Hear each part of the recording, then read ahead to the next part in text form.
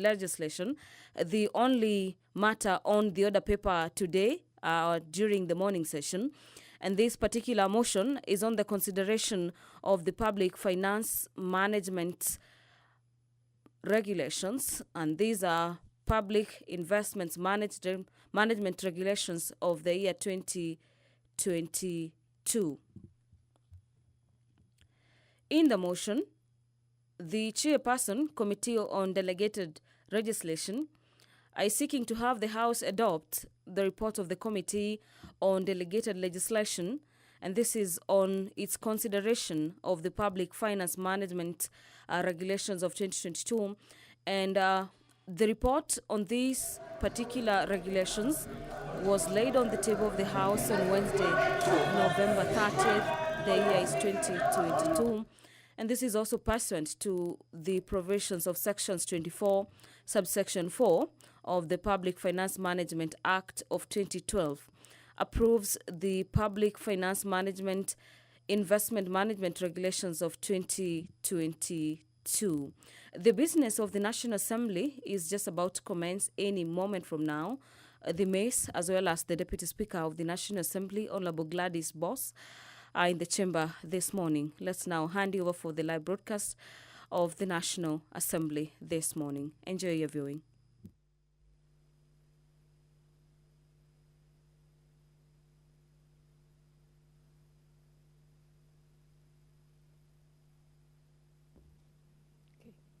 Let us pray, honorable members. Almighty God, who in your wisdom and goodness have appointed the offices of leaders and parliaments for the welfare of our society and the just government of the people, we beseech you to behold with your abundant favor as your servants whom you have been pleased to call to the performance of important trusts in this republic. Let your blessings descend upon us here assembled, and grant that we treat and consider all matters that shall come under our deliberation in so just and faithful a manner as to promote your honor and glory, and to advance the peace, prosperity, and welfare of our country and of those whose interests you have committed to our charge. Amen.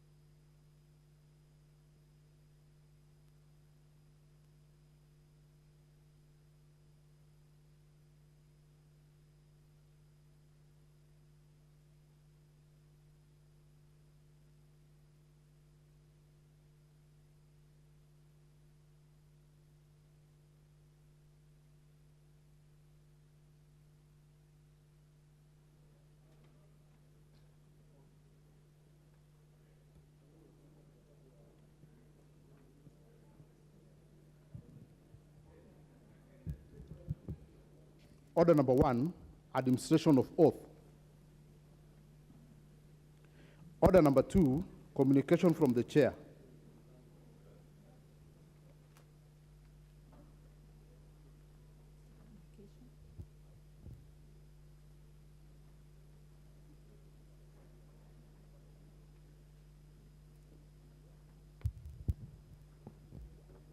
Honorable members, I take this opportunity to welcome you to the special sittings of the House, which have been convened pursuant to the provisions of Standing Order 29 relating to the procedure for convening special sittings of the House during recess. I do acknowledge that these sittings may have interrupted your schedules, as this is the period you find time to engage with your electorate as well as your families. Nonetheless, it is important that we dedicate this one day to ensure the conclusion of certain priority business of the House. In this regard, honorable members, I wish to report to the House that on the 2nd December 2022, I received a request from the Leader of Majority requesting the convening of special sittings of the National Assembly to facilitate certain crucial business. These businesses include, among others, consideration of a special motion on approval of nominees for appointment to the position of members of the Commission on Revenue Allocation, CRA, and consideration of the report of the Committee on Delegated Legislation on the Public Finance Management, Public Investments Management Regulations 2022, legal notice number 54 of 2022. Honorable members, recognizing the urgent nature of the business specified in the request by the Leader of Majority and recalling my earlier directive on the 29th of November 2022 to the Departmental Committee on Finance and National Planning regarding conclusion of the approval hearings on the nominees for the Commission on Revenue Allocation, I acceded to the request. Consequently, via Kenya Gazette number 153 of 5th December 2022, I informed all members of the National Assembly and the public of special sittings of the House today, Thursday, 8th December 2022, commencing at 10 a.m. in the case of the morning sitting and 2:30 p.m. for the afternoon sitting. Honorable members, for clarity, the business to be transacted by the House during special sittings is as specified in the Gazette notice and also notified by way of newspaper notifications published by the Clerk of the National Assembly in the local dailies on Monday, 5th December 2022. Accordingly, honorable members, the special sittings of the House today, Thursday, 8th December 2022, are properly convened. Thank you.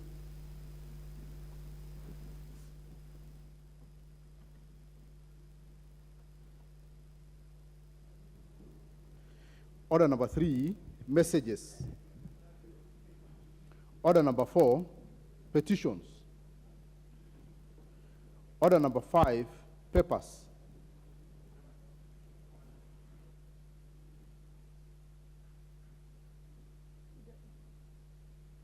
Proceed, Leader of Majority. On Speaker, I beg to lay the following papers on the table of the House today, Thursday, December 8th, 2022. Special sitting. List of the nominees to 4 National Government Constituencies Development Fund from the National Government Constituencies Development Fund Board for the following constituencies: Mbeere North, Turbo, Ikolomani, and Makadara. Report on the status of the Kenyan economy from the National Treasury and Planning. And 3, the first quarter National Government Constituencies Development Fund Board report for the first quarter of the financial year 2022-2023. Thank you, Honorable Speaker.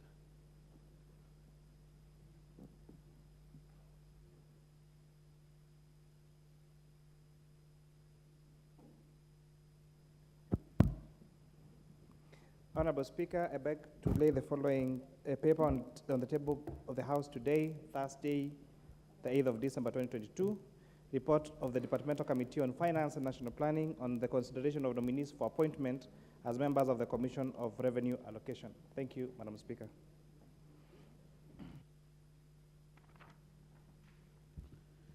Order number 6, notices of motion. Member for Kiamba, Honorable John Wanjiku, is it he? Oh, it's the Chair Finance again. Oh, yeah.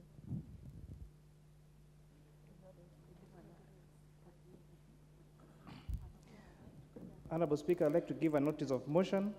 Considering the, Honorable Speaker, I would like to give a notice of motion for the consideration of nominees for appointment as members of the Commission on Revenue Allocation.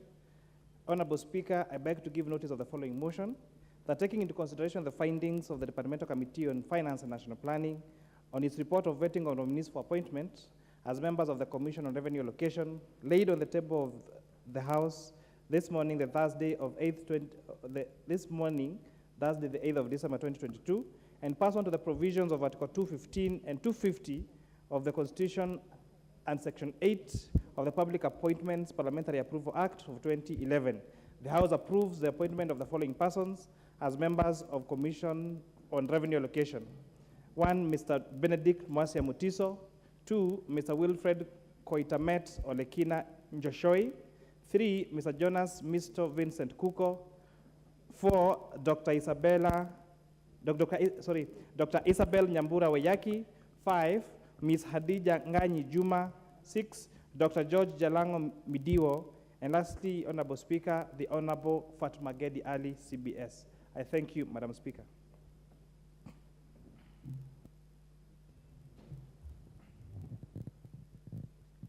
Chairperson for NGCDF Committee.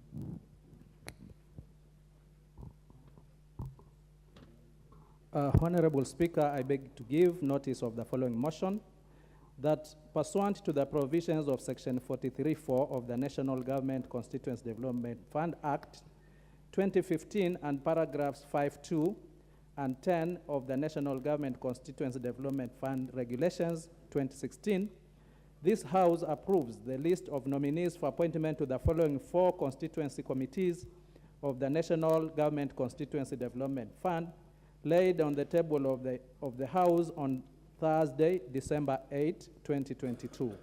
1, Mbeere North Constituency. 2, Turbo Constituency. 3, Ikolomani Constituency. 4, Makadara Constituency. Thank you, Honorable Speaker.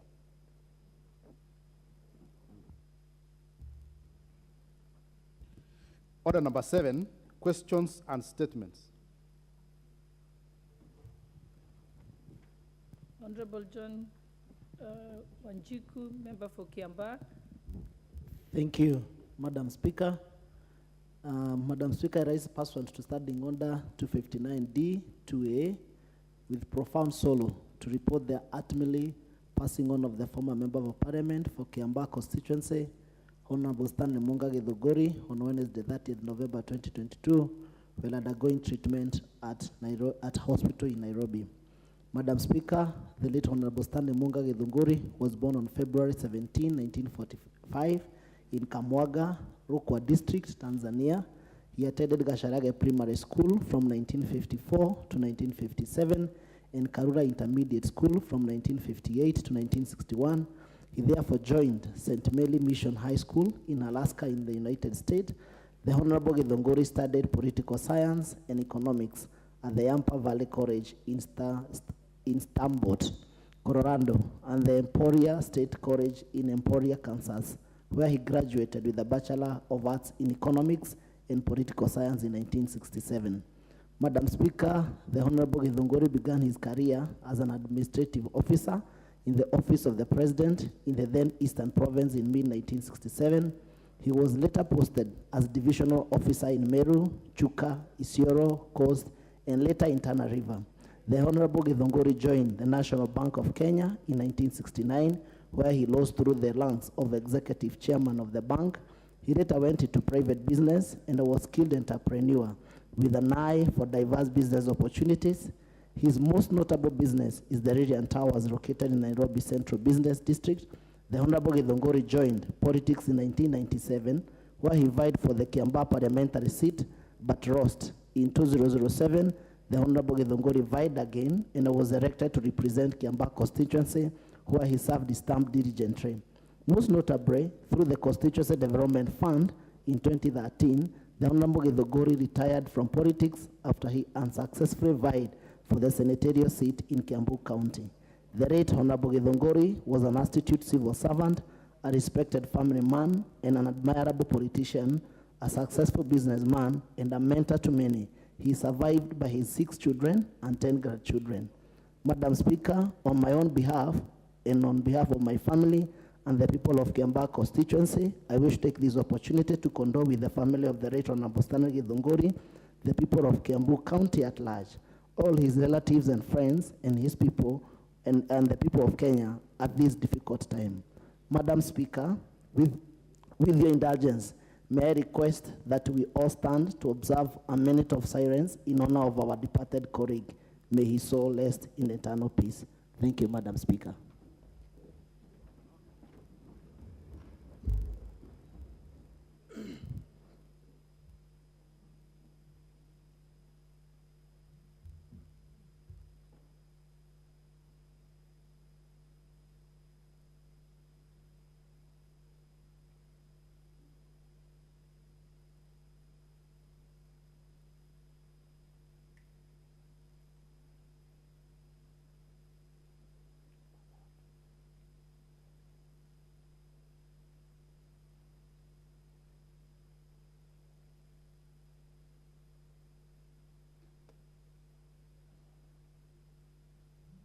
Thank you, Madam Speaker.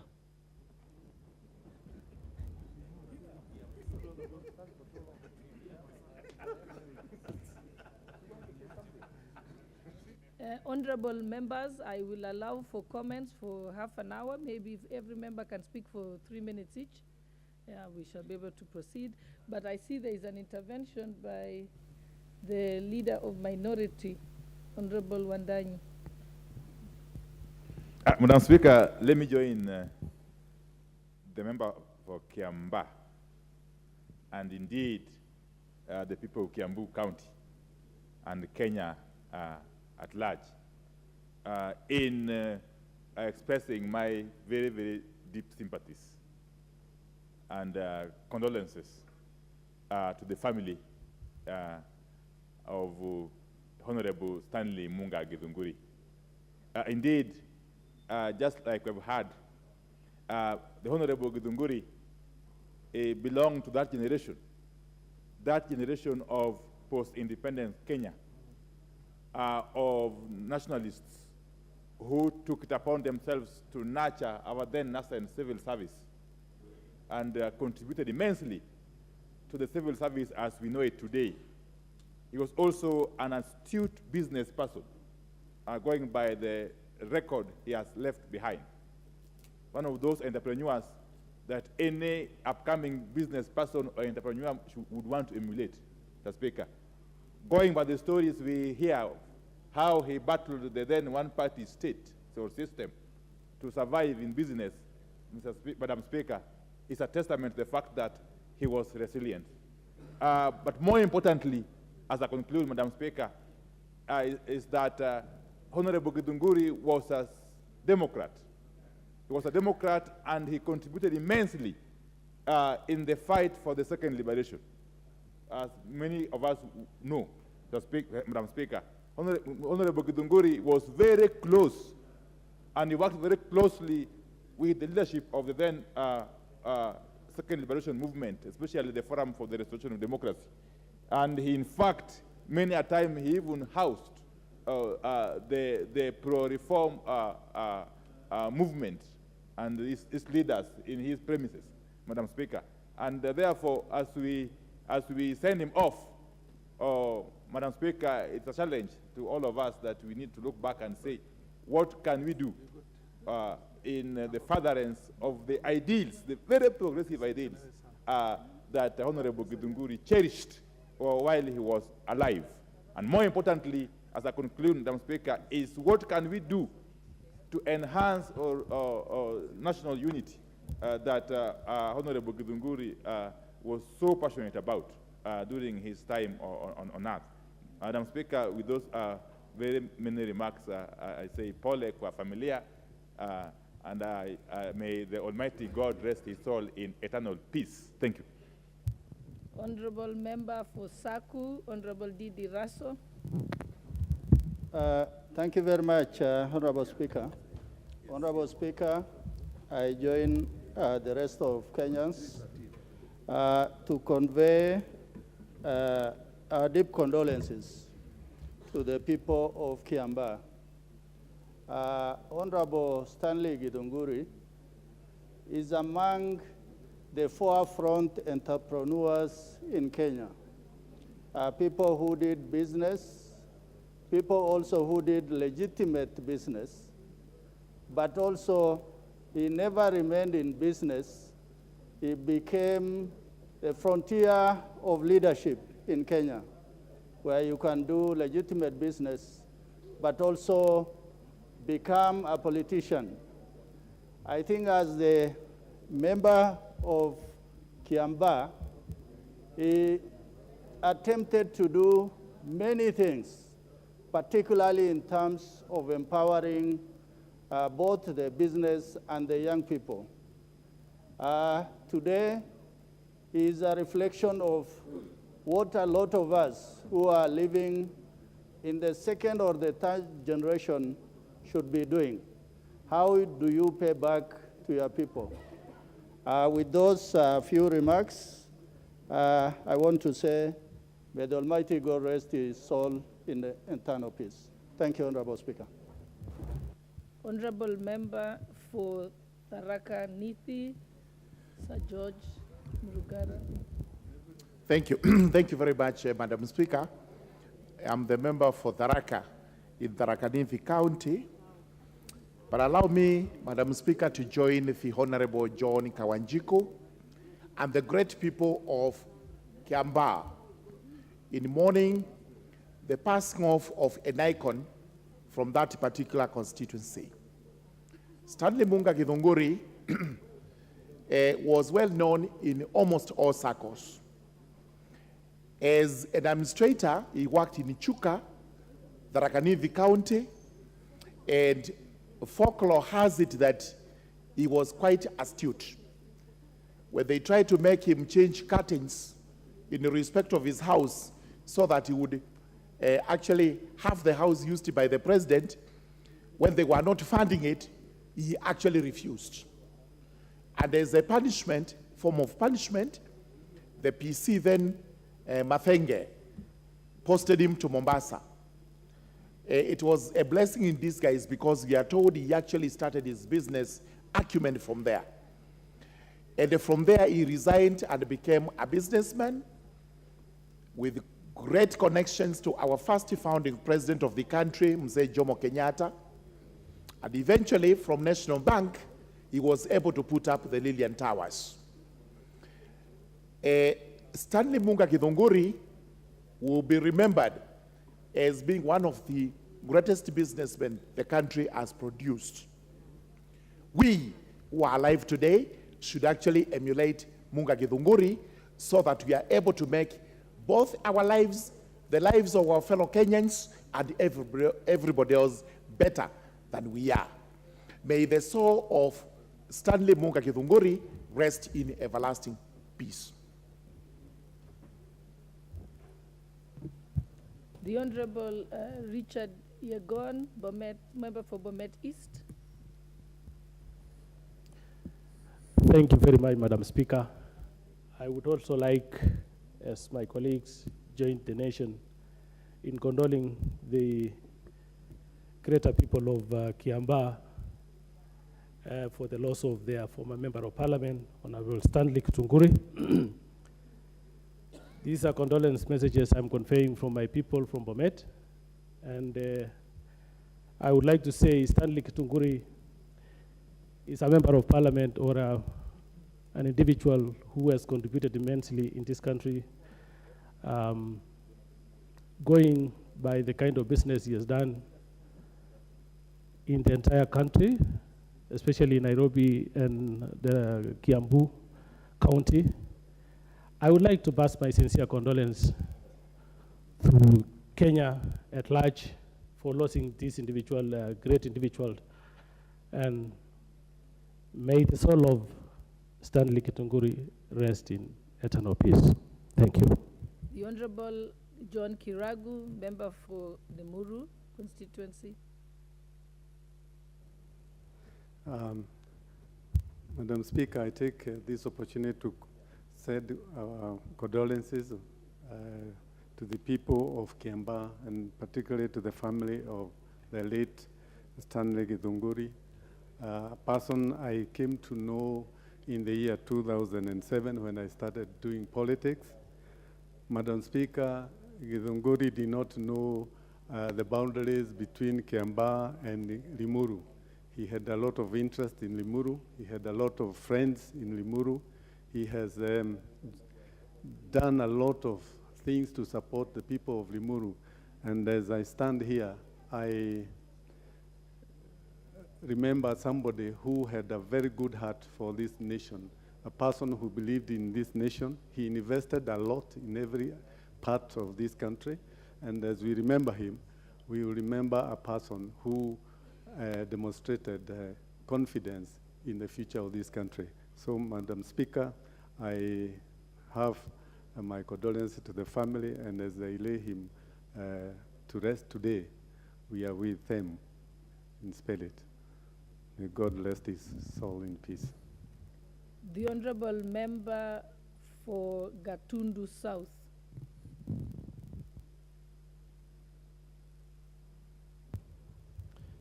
Madam Speaker, Thank you for this opportunity for me to join the people of Kiambaa and the larger Kiambu, and generally the people of Kenya, in mourning the life of a renowned politician and a businessman. Madam Speaker, Mr. Githunguri was a very good example to the people of this country because he took a fast line in education, and he was actually an educationist. A lot of people may not know that he supported so many people within the constituency of Kiambaa and the greater Kiambu in supporting young people who had a dream to become something in this country. He has also been a mentor to a lot of people. I remember, Madam Speaker, when I was running to be the Secretary General of SONU in 2007, I went to his office and he gave me very good advice about politics, and he joined a lot of other old men in mentoring budding politicians like myself and the Honorable Babu Awino. So, Mr. Speaker, or Madam Speaker, I joined the people of Kiambaa in condoling with the family that is laying him to rest today, and may his soul rest in eternal peace. Thank you, Madam Speaker. The Honorable Simon Kingara, member for Ruiru.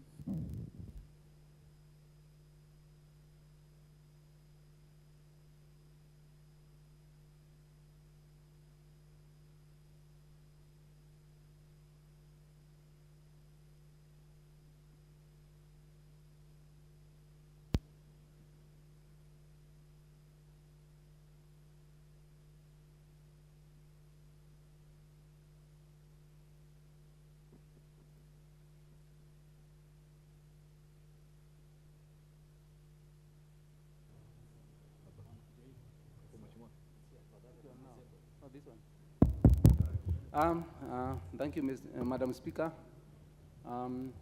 May I take this opportunity to mourn with the great people of Loido whom I represent, and especially the family of Honorable Githunguri, a person I know well. Madam Speaker, I came to know Honorable Githunguri in 2013 when we are vying as parliamentarian for this house. And may I say, he was a great man, even at his old age. Madam Speaker, he was able to work with the people, all levels, as far as age is concerned. And I think, Madam Speaker, we are supposed now to have learned from him on how to live with the people at whatever age, and especially to diversify. Because when we were young, Madam Speaker, we knew Honorable Githunguri as an administrator. But later on, he became a very prominent entrepreneur. That means our mind can be broadened and extend our capacity and do many things in this world. May his soul rest in peace as we mourn. Thank you, Madam Speaker. The honourable member for Kilifi North, Honourable Owen Bayer. Thank you, Madam Speaker. I would like to join the Honorable Kawanjiku and the people of Kiambaa to condole with them for the passing on of one of the great politicians, entrepreneurs, and leaders in this country, the Honorable Stanley Munga Githunguri. And note that the Honorable Stanley Munga Githunguri, apart from being a good politician and a person, one of the people who shaped Kenya at its nascent stage, was also a great entrepreneur. A lot of people in this country have found a job. A lot of people in this country have had an income just because Stanley Munga Githunguri invested his resources and developed businesses that have benefited very many Kenyans. As a country, we have lost a leader both in business and in politics, and we would like to thank his family for giving Kenya an opportunity to have a leader like Stanley Munga Githunguri. Stanley Munga Githunguri is known also for his passion in education and his passion for nurturing new and young leaders. I would also like to join his family and the rest of Kenyans to mourn him and to say, may God rest his soul in eternal peace. Thank you, Madam Speaker. The Honorable Dr. Makali Mulu, member for Kitui Central. Yeah, thank you, Honorable Speaker, for this opportunity. Honorable Speaker, I want to join my colleagues and on my own behalf, on behalf of the good people of Kitui Central, convey my sincere condolences to the people of Kiduguri for the loss of this important son of the soil.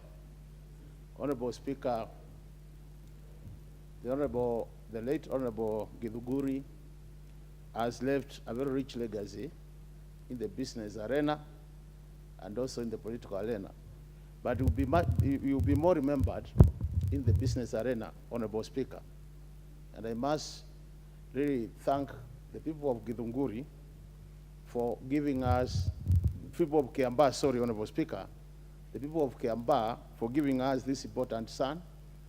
And Honorable Speaker, even as we mourn with the people of Kiambaa, remind Kenyans that when we are given a chance as a Kenyan, you need to do your best so that when you are no more, you have something for people to talk about you. With those many remarks, Honorable Speaker, I want to wish the members of Kiambaa God's grace during this time of mourning, even as they put to rest this important son of the soil. May he, Honorable Speaker, may his soul rest in eternal peace. Amen.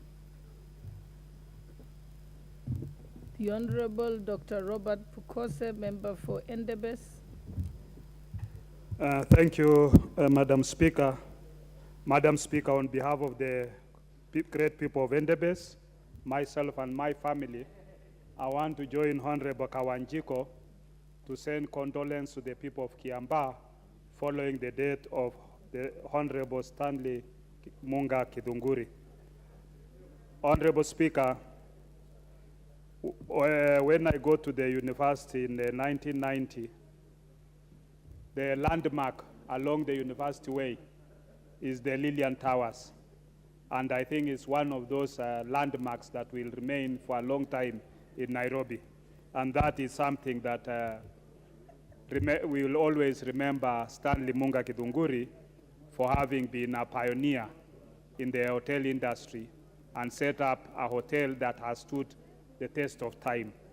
So as the people of Kiambaa lay him to rest this day, I want to join them and say, may his soul rest in eternal peace. The Honorable Abraham Kirwa, member for Mosop.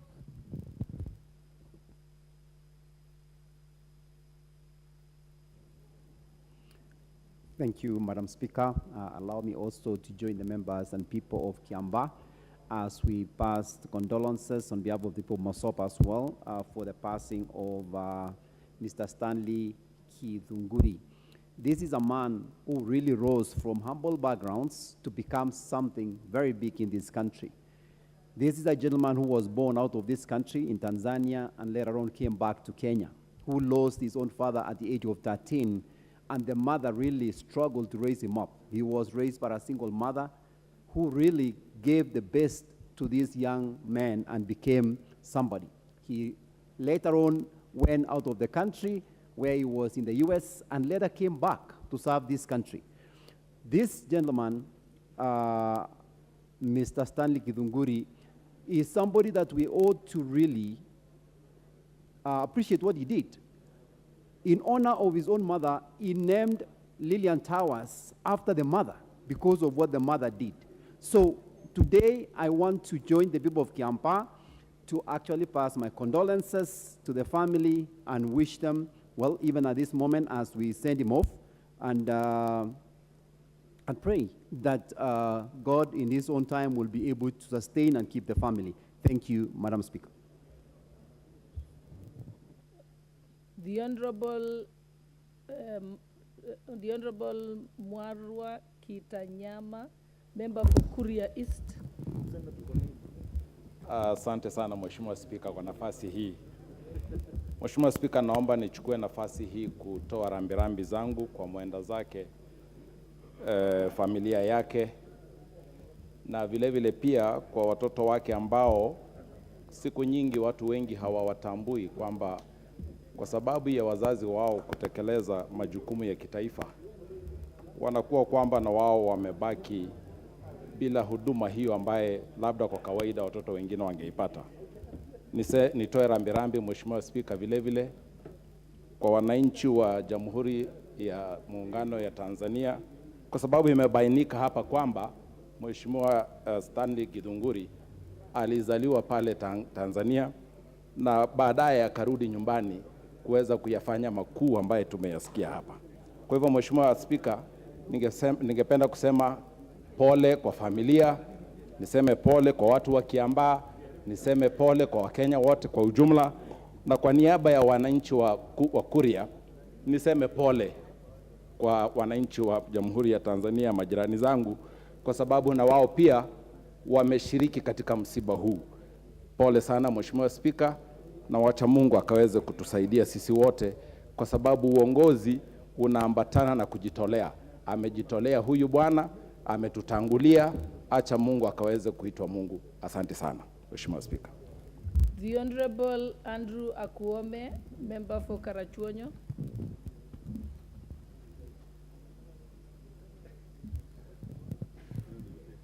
The Honorable, oh, he's not there? Okay.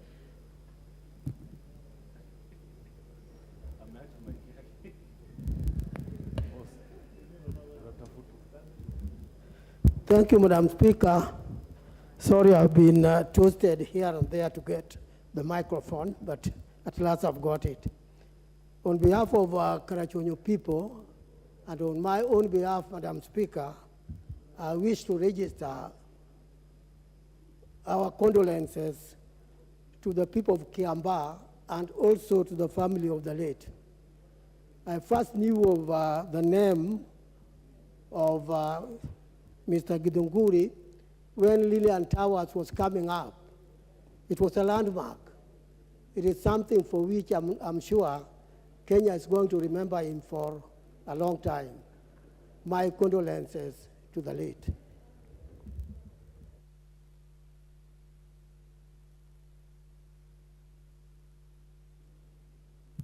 The Honorable Member for Molo constituency, Honorable Kuria Kimani. Thank you, Madam Speaker.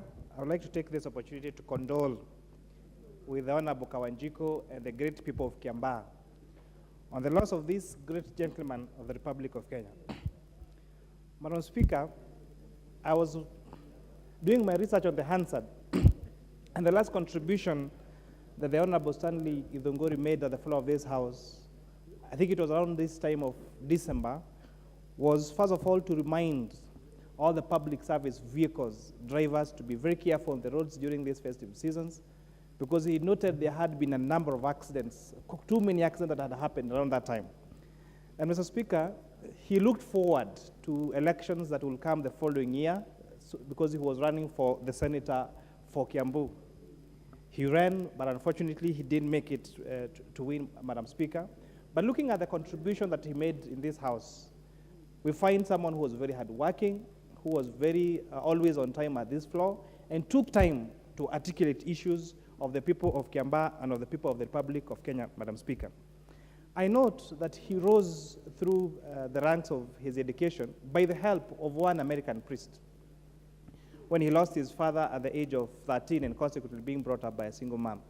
And Madam Speaker, I cannot underpin more the importance of some of these religious people, especially priests, and especially those from outside this country, who have helped quite a number of Kenyans through school, and therefore consequently becoming such great leaders that, like the Honorable Githunguri, Madam Speaker. Myself, I'm an example of such philanthropy of one American priest, Reverend Lance Nador, and I would name very many other people that we went with Kenyatta University together that got through education, through sponsorship of this great priest, Madam Speaker. And you could see that these people that get assistance from people who are even not members of their family end up supporting many others. And that's why it has been said on this floor that the Honorable Stanley Githunguri went and sponsored very many people through education. So it's a reminder for all of us that if you get a chance for someone to hold your hand and lift you up, when you get a chance, also hold the hand of others so that this country can grow forward. In those few remarks, Again, I'd like to condole the people of Kiambaa and hoping that we're going to take the great example of the Honorable Sandri Githunguri. I thank you, Madam Speaker. Okay, thank you, honorable members. I think we can now proceed to the majority leader. Okay. Yes, since you're the neighbor, I think I'll give you a chance, honorable. Thank you, Madam Speaker, for indulgence, and let me join the great people of Kiambaa constituency in Kiambu County and our nation at large in condoling with the family of the late Honorable Githunguri, Stanley Munga Githunguri. Honorable Speaker, it is indeed true that the Honorable Stanley Munga Githunguri has been a very astute businessman and a good leader in our country and served not only the people of Kiambaa, but the people of Kiambu and this country at large, Honorable Speaker. And I remember, Honorable Speaker, the first senatorial elections in 2013 is the first time I had an opportunity to interact with the Honorable Githunguri as he sought to run for Senate, unsuccessfully so, Honorable Speaker. And he came out to me as a leader who was very focused and people-centric on the issues that he intended to pursue on behalf of the people of Kiambu as their senator. Honorable Speaker, I pay great tribute to this fallen hero, and on my own behalf and on behalf of the people of Kikuyu and Kiambu County at large, I just wish to conclude by conveying my very sincere condolences to the family, friends, and relatives, and all the people of Kiambaa constituency, including the Member of Parliament who has brought this motion, Honorable Speaker, the Honorable Kawanjiko. Thank you, Honorable Speaker. Okay, next order. Order number 8, motion. Consideration of the Public Finance Management, Public Investments Management Regulations 2022. Honorable Chairperson of the Committee on Delegated Legislation, Honorable Chepkonga.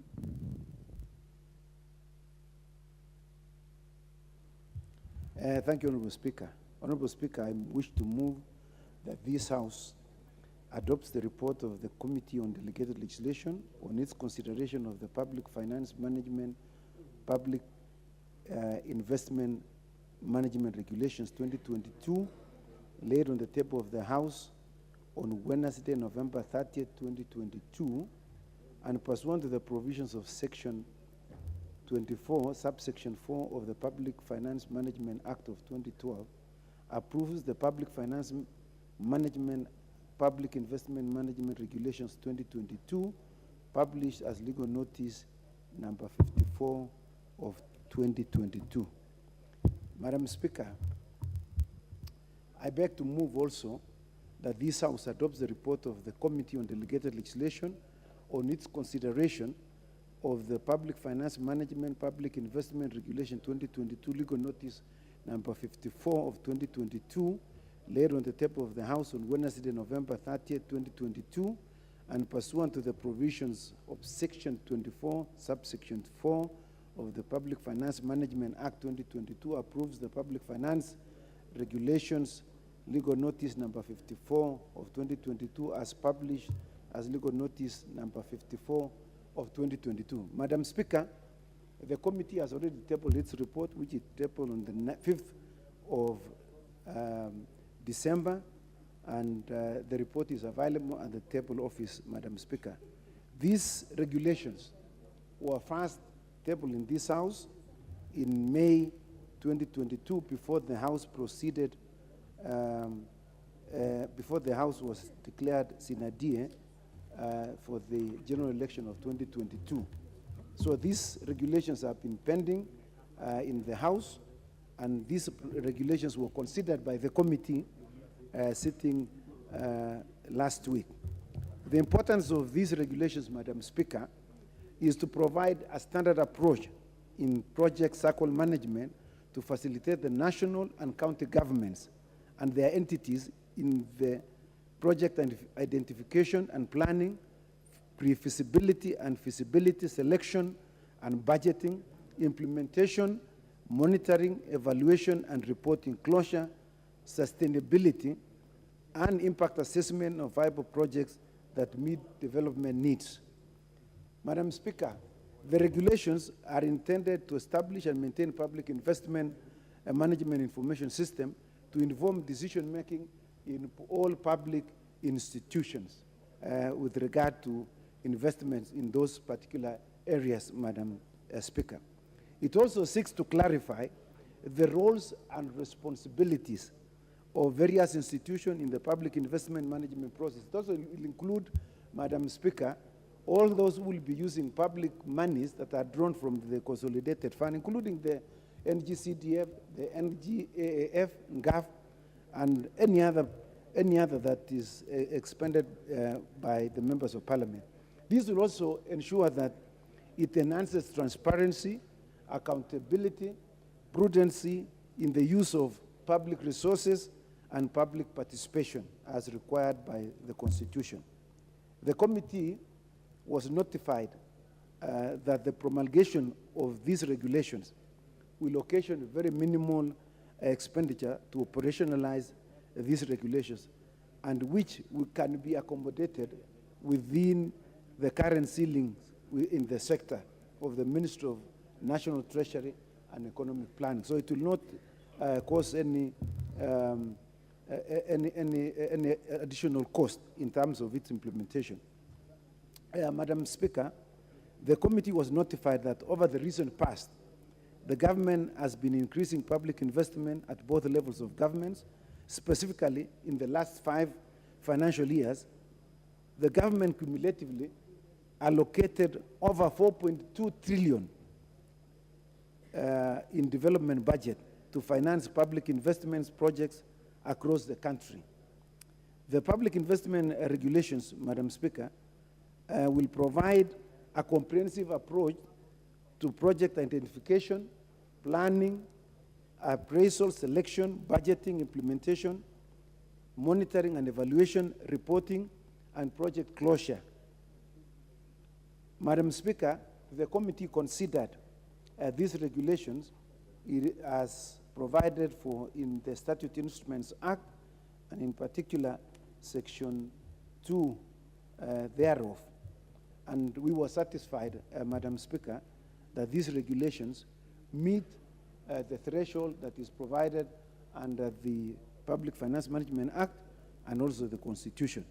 And so, Madam Speaker, pursuant to Section 15.1 of the Statutory Instruments Act, as read together with Section 10.3 and 4 of the Excise Duty Act number 23 of 2015, and standing under 210, clause 4 and 4B, the committee recommends to the House to approve in its entirety the legal notice on public finance management regulations 2022 on the basis of the reasons that I have given, Madam Speaker.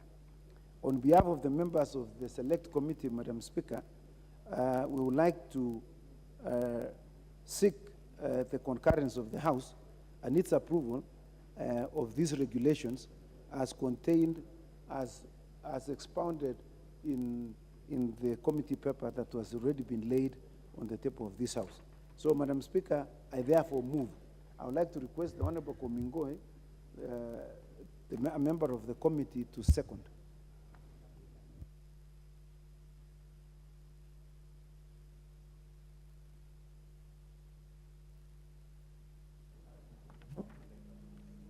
Madam Speaker, in rising to second the motion, the approval of these regulations, I wish to state that these are timely regulations that is going to help us manage the assets and the investment that the county governments and the national government is making in its projects. It is worth to note that in providing the project management circle and in providing also the inventory, the information management of all projects, this country is going to have a well-coordinated approach in management of our investment portfolio in all sectors. Of particular interest, Madam Speaker, will be the categorization of all projects within the regulations, that we will have large projects, medium projects, small projects, and mega projects. This will help assist in sourcing of projects and also funding of these projects. So I rise and second. Thank you.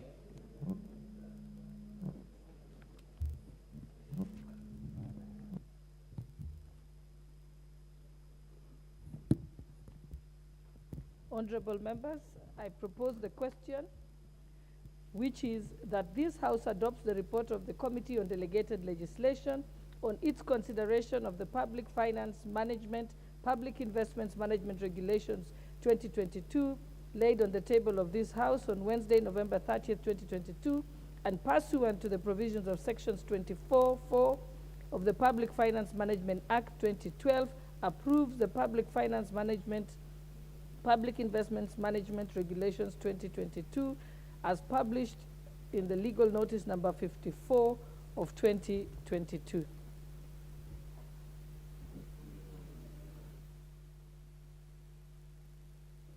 Honorable Leader of Majority. Thank you, Honorable Speaker. And let me, Honorable Speaker, rise to support passage of these regulations, Honorable Speaker, and thank the Select Committee on Delegated Legislation for the work they put in within a very short time to ensure that these regulations, Honorable Speaker, are considered by the House. Honorable Speaker, members, as the Chair has said, Honorable Speaker, these regulations are providing us with a framework that will ensure the efficient and effective use of public investments, Honorable Speaker, especially, Honorable Speaker, in ensuring that all government projects, be it national government projects, be it projects of state corporations, be it county government projects, Honorable Speaker, are financially viable, Honorable Speaker. Honorable Speaker, that there is feasibility studies that are being done, pre-feasibility studies, Honorable Speaker, before the commencement of government projects to ensure that all public investments, Honorable Speaker, are done in a way that we ensure we derive maximum value for the people of Kenya, Honorable Speaker, and for their taxes. Honorable Speaker, these regulations, Honorable Speaker, will go a long way to ensuring that the people of Kenya, whether it is in public investments or it's just government resources that are being utilized, or even in public-private partnership investments, Honorable Speaker, the people of Kenya derive maximum value. And these regulations, Honorable Speaker, are very timely. Kenyans, and indeed members of this House will recall that our country has not been able to implement a number of PPP projects. And the first rather successful PPP project, Honorable Speaker, that we can see is the Nairobi Expressway. But the manner in which the expressway, Honorable Speaker, was contracted and carried out leaves a lot of questions in our minds and in minds of Kenyans, Honorable Speaker. It is good to have such a beautiful project that is enhancing mobility across the city between Mlolongo and ABC Westlands, Honorable Speaker. And this project, Honorable Speaker, was billed as a PPP project, and I remember us being told that there will be no public funds that will go into this project, Honorable Speaker. But details coming, Honorable Speaker, of the level of public investment in that project are astounding to Kenyans, Honorable Speaker. Members will be shocked of the kind of tax exemptions that were extended to the contractor and the investor in that project, be it in VAT, be it in import duty, Honorable Speaker.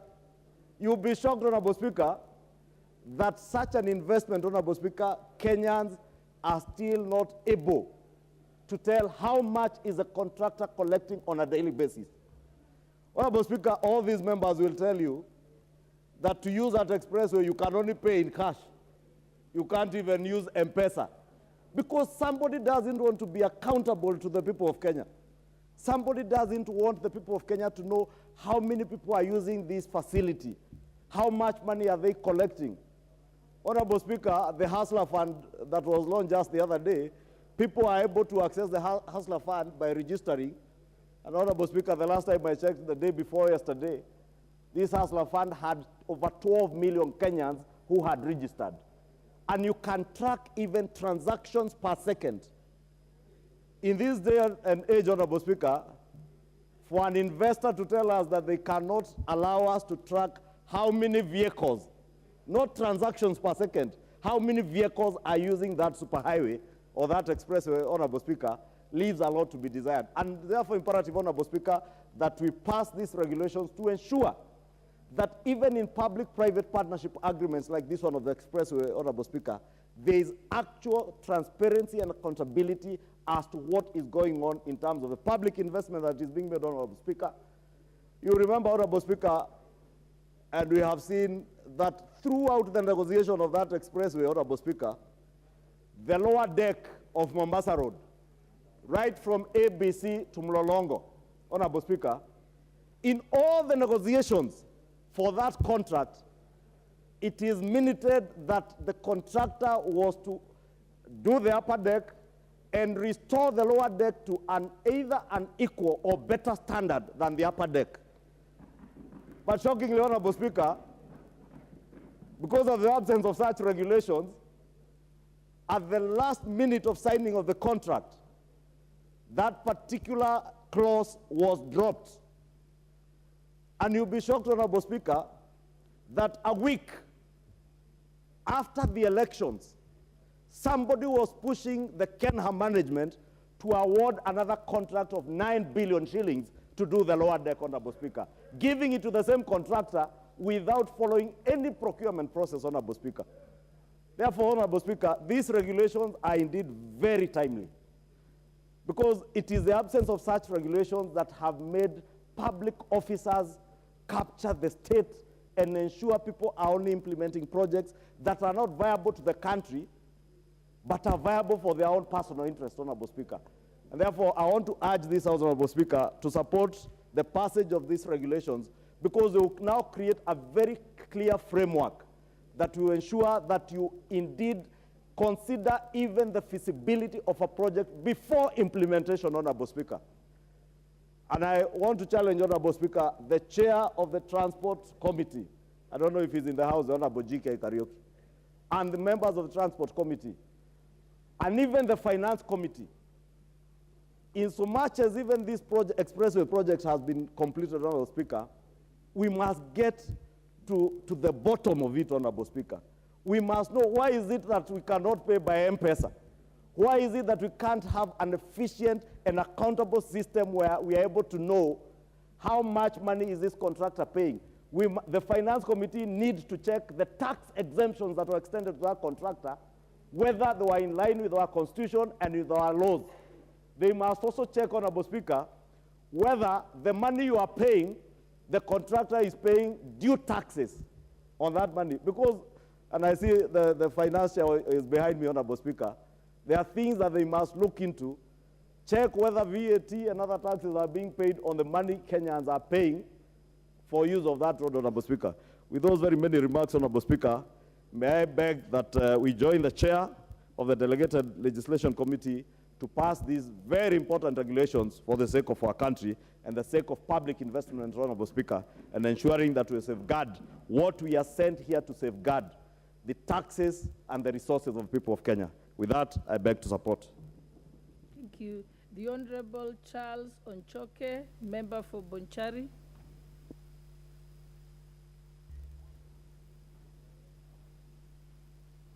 Thank you, Madam Speaker.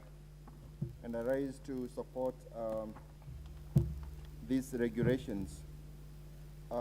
It's good practice that we're able to define and specify a project, as opposed to adopting a general approach that becomes very expensive, it becomes cumbersome, it becomes a problem to the entire nation. And you have seen resources misapplied and not used properly for the purposes intended because of lack of this specificity. It's also gratifying to know that it provides for the definition of the objectives, the outputs, and the outcomes, so that we know from the get-go what is intended to be achieved out of each of these projects that the government is undertaking. It's also a good thing to see that responsibilities are assigned so that we can hold those to whom the responsibilities have been assigned accountable at every stage of the project implementation.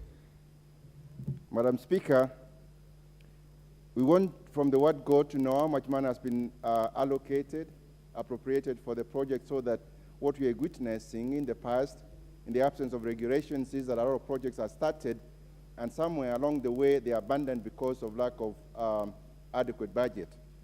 So that we have projects that are conceived, are implemented to completion, and serve the Kenyans and deliver the service that the Kenyans want or need. The monitoring and evaluation, Madam Speaker, is a good item that has been introduced in the regulations, so that it's possible to monitor and evaluate the effectiveness of the project, how it's progressing, where we're going wrong, so that any mistakes, any problems are captured at the right time and corrections made.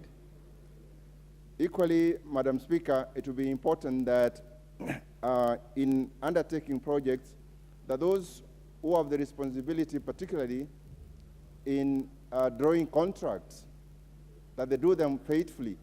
The wastage we have seen in the past is because some of the contracts are drawn in a skewed manner. They are sloppy contracts that are punitive to the country, that benefit those who draw them. With those few remarks, Madam Speaker, I support the approval of these regulations. Thank you. The Honorable Agnes Pareyo, member for Narok North.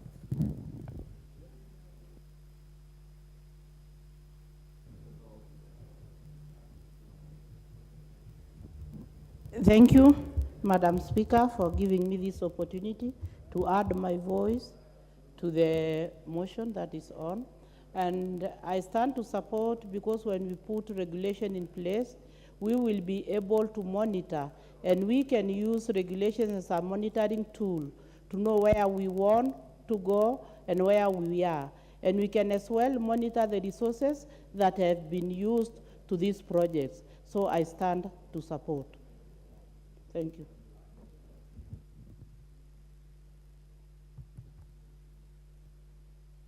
The Honorable David Kiplagat, member for Soy constituency. Thank you very much, Madam Speaker. I stand to support the motion brought by the Committee of Delegated on the regulations that are meant to support public investments. It's very important that as Parliament, we are abreast of all the regulations, and for the functioning of government, we make sure that at least all the regulations that are meant to make sure that we have our finances being managed well, and we support the committee report. And I want to say it's very important that, Madam Speaker, that we pass these regulations so that the government can work in an orderly manner, and so that we can have benefit in the investments we are making in this country. Thank you very much.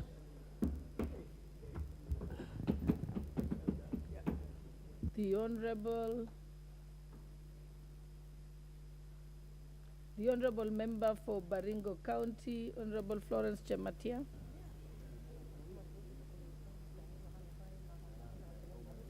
Seems like people put their cards and then leave. The Honorable Member for Kangema, Honorable Peter Kihungi.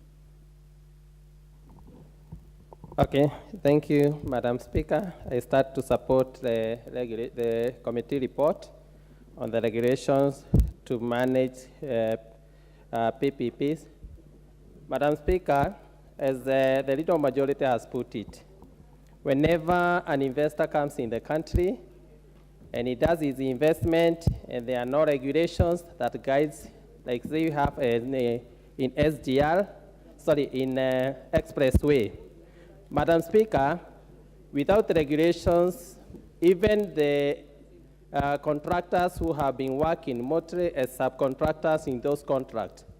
Most of them have suffered because the procurement process doesn't clearly give guidelines on whether, if contractor is not comfortable with how he's dealing with the investor, he's not able to put his litigation or to raise his issues on how much, on maybe termination of the contract.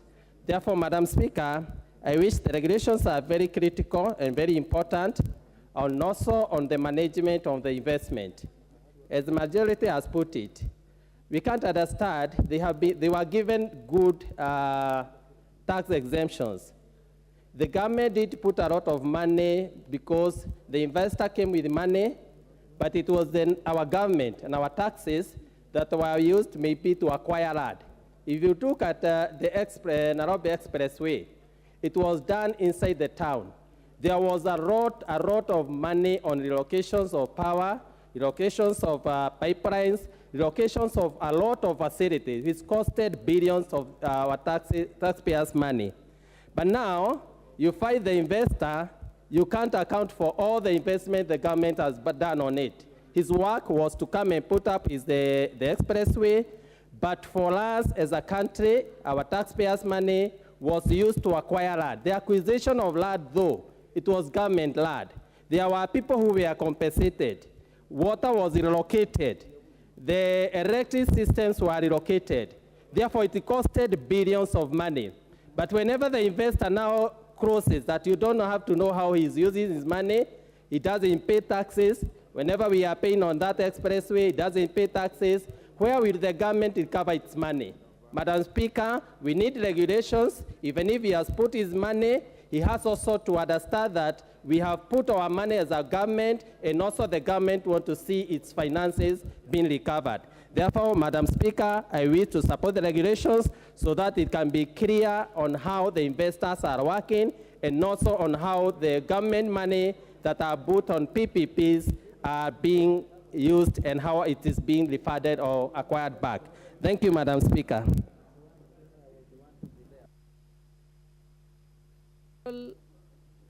Japheth Nyakundi, member for Kitutu Chache.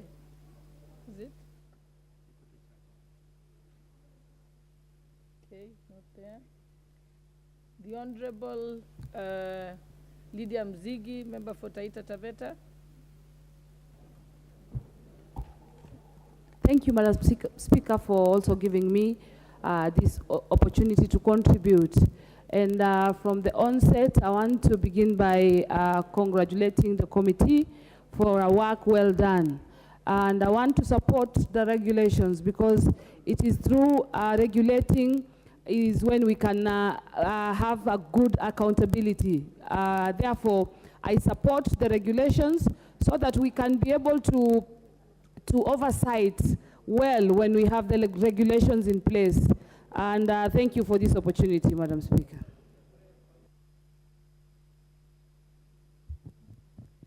The Honorable Beatrice Alachi, member for Dagoretti North.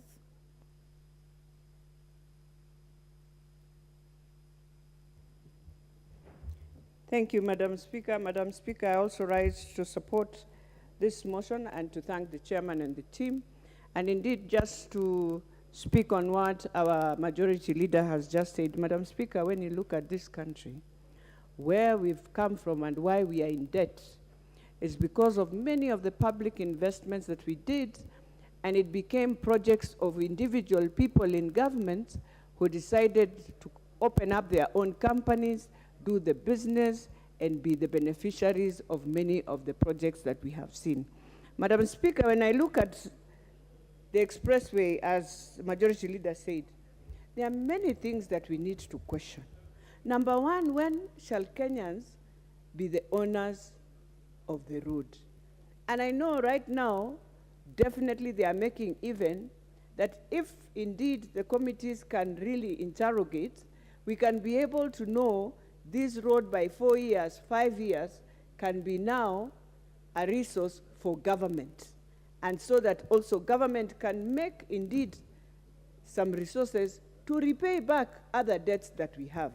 Madam Speaker, as we move forward, we also need to appreciate that these regulations are now going to help us more on many other PPP programs that we are going to have, or projects for government, that will ensure that government is able to sit in and say, this is how we would wish this project to run.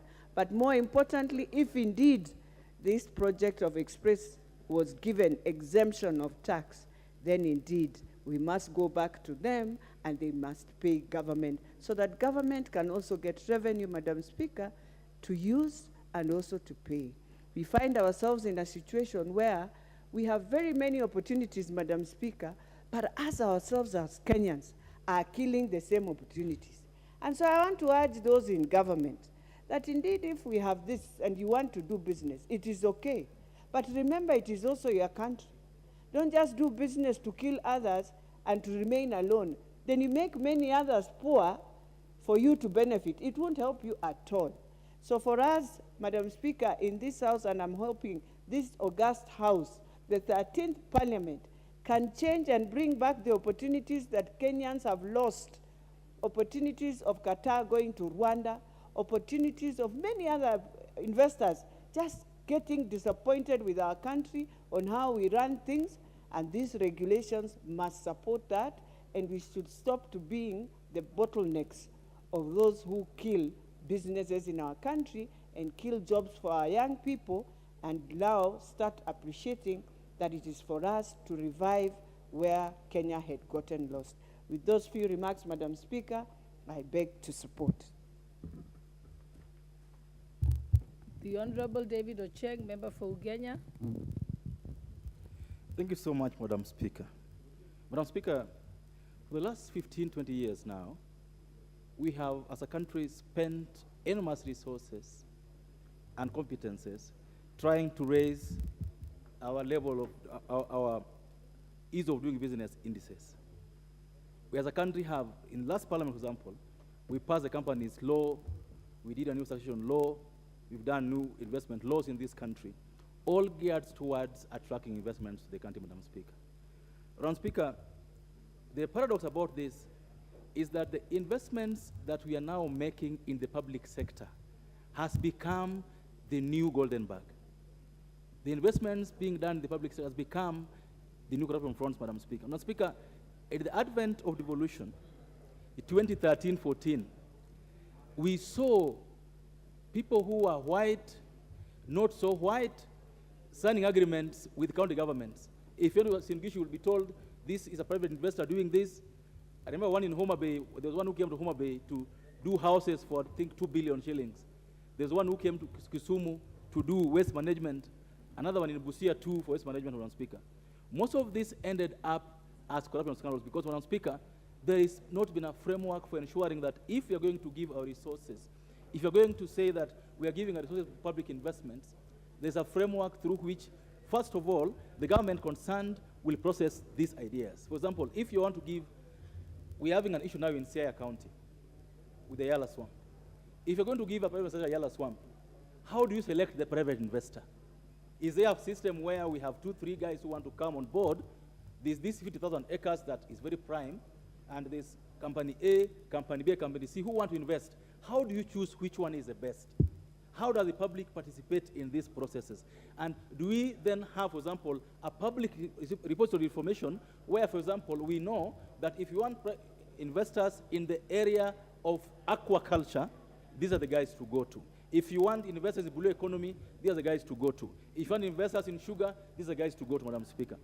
What has happened in the country, and I say this with so much respect, that even in the housing that we are now hyping as a government, if we are not careful with what is happening now, we'll end up with a similar problem where, for example, in the last 3 weeks, I've seen almost 100 adverts for housing projects, Madam Speaker. Most of these are public investment projects. They are being done across the country in all the counties.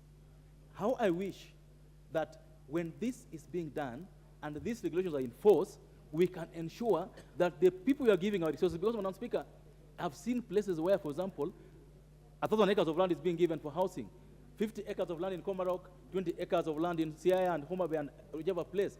Are we ensuring that the people we are giving our public resources to invest on have the capacity to finish this project so that they don't become white elephants, Madam Speaker. Madam Speaker, I mean, say much, but it will be important, Madam Speaker, even as we implement these regulations, to ensure that this Parliament and the relevant committees concerned are able to keep a tab on all these investments, be they in housing, lands, be it in agriculture, be it in energy. We must follow up and ensure that we are getting value for money, and above all, creating jobs where these investments are concerned, and promote transparency. Madam Speaker, I support. Thank you. Member for Saku. Thank you very much, Madam Speaker. Madam Speaker, I wish to add my voice to this. I think over the years, we have seen loss of public funds through projects. And we end up in white elephant projects, and then we ask, when did the rain begin to beat us? It is because there's no regulation.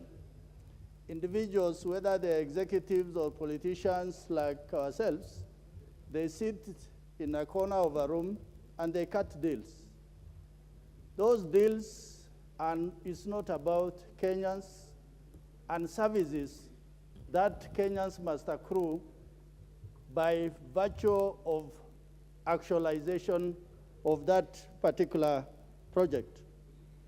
Madam Speaker, this country is looking at things like foreign direct investment, joint ventures, and public-private partnership. Going forward, that will involve colossal amounts of money. If there's no regulation, where will be the accountability? Where will be the transparency? And to this, I think going forward, what we need as a country is to have manuals out there where if I want to bid for a project, or if I want to see the status of a particular project, or I'm in charge of a department or a ministry, then I have a guideline framework to be able to undertake projects or works on behalf of my country, but there is sufficient understanding that what I am doing is within the ambit of the law of the land. So for that reason, I support what the committee has provided, but I want to suggest, let us not just leave it at the regulation. Let us have manuals that is available to Kenyans. Thank you, Honorable Speaker.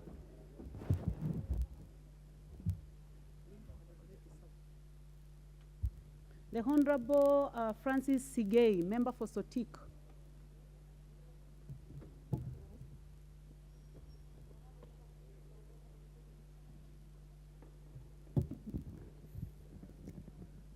Thank you, Madam Chair, for giving me an opportunity to contribute to this very important motion. Chair, I think as our mover stated, we have had a lot of hurdles in getting the maximum revenue for government. And this is because of the regulations which have not been put in place. And therefore, I stand here to support that this motion be passed so that we can get effective and maximum collection of revenue. Thank you, Mr. Speaker. Thank you. The Honorable Jerusha Momanyi, member for Nyamira.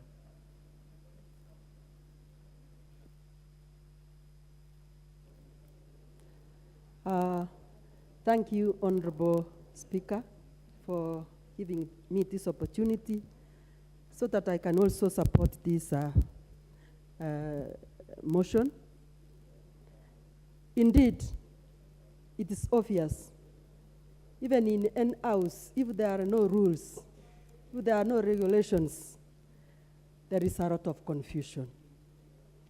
And even as a parent, you may not be able to account for anything from your children.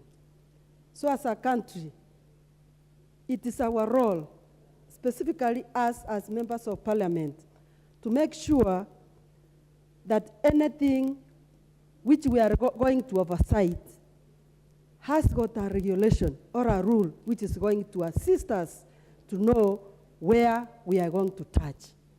So I want to support this regulation so that it is one of those regulations which are going to give us a way forward on how to oversight all projects which are made by government. And as members of parliament, we should also understand, because we are the people who are entrusted in making the law, we should be ahead of making sure that anything which happens within our country is anchored in law, and we are able to know how to go about in oversighting it. So I support Madam Speaker. Thank you, Madam Speaker. The Honorable John Waweru, member for Dagoretti South. Thank you very much, Madam Speaker, and I'll be very brief. From the onset, I want to put it on record that I do support the public investment management regulations of 2022.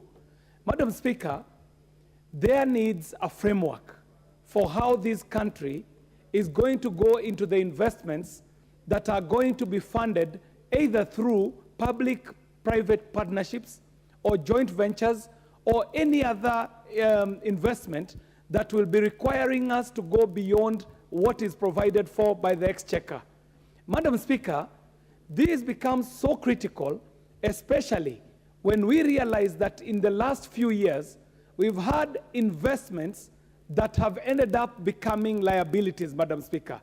Madam Speaker, the space of how government interacts with private investors to bring public goods ought to have a solid and robust legal framework. So I want to commend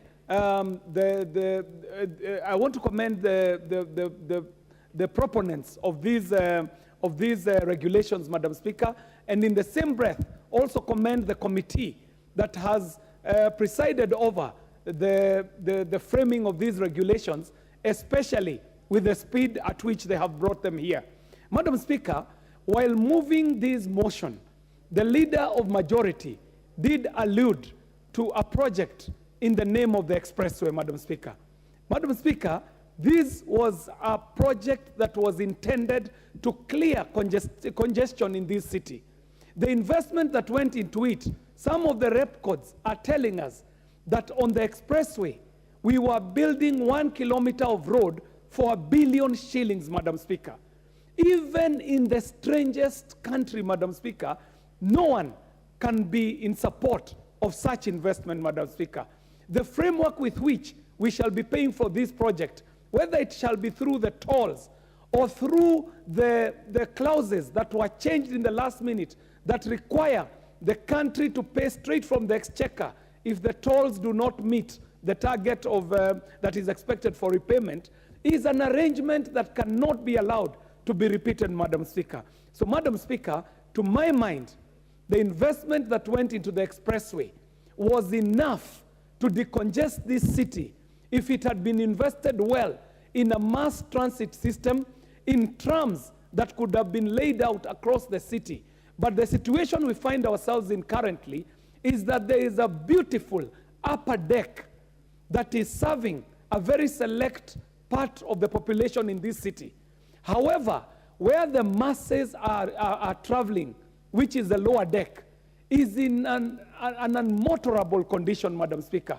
That is why in the last parliament I had brought a question to this House asking, does the ministry intend to repair the lower deck of Uhuru Highway, where most of the hustlers, most of the people in the city commute using the lower deck? The upper deck is a preserve of the few who can afford to pay the toll up there, Madam Speaker. So, Madam Speaker, I'm in full support of a framework that would bring regulations to public investments so that our investments become actual investments and not liabilities that shall be tied around the neck of the taxpayers for years that we cannot count. Madam Speaker, I'm in support of the public investments management regulations of 2022.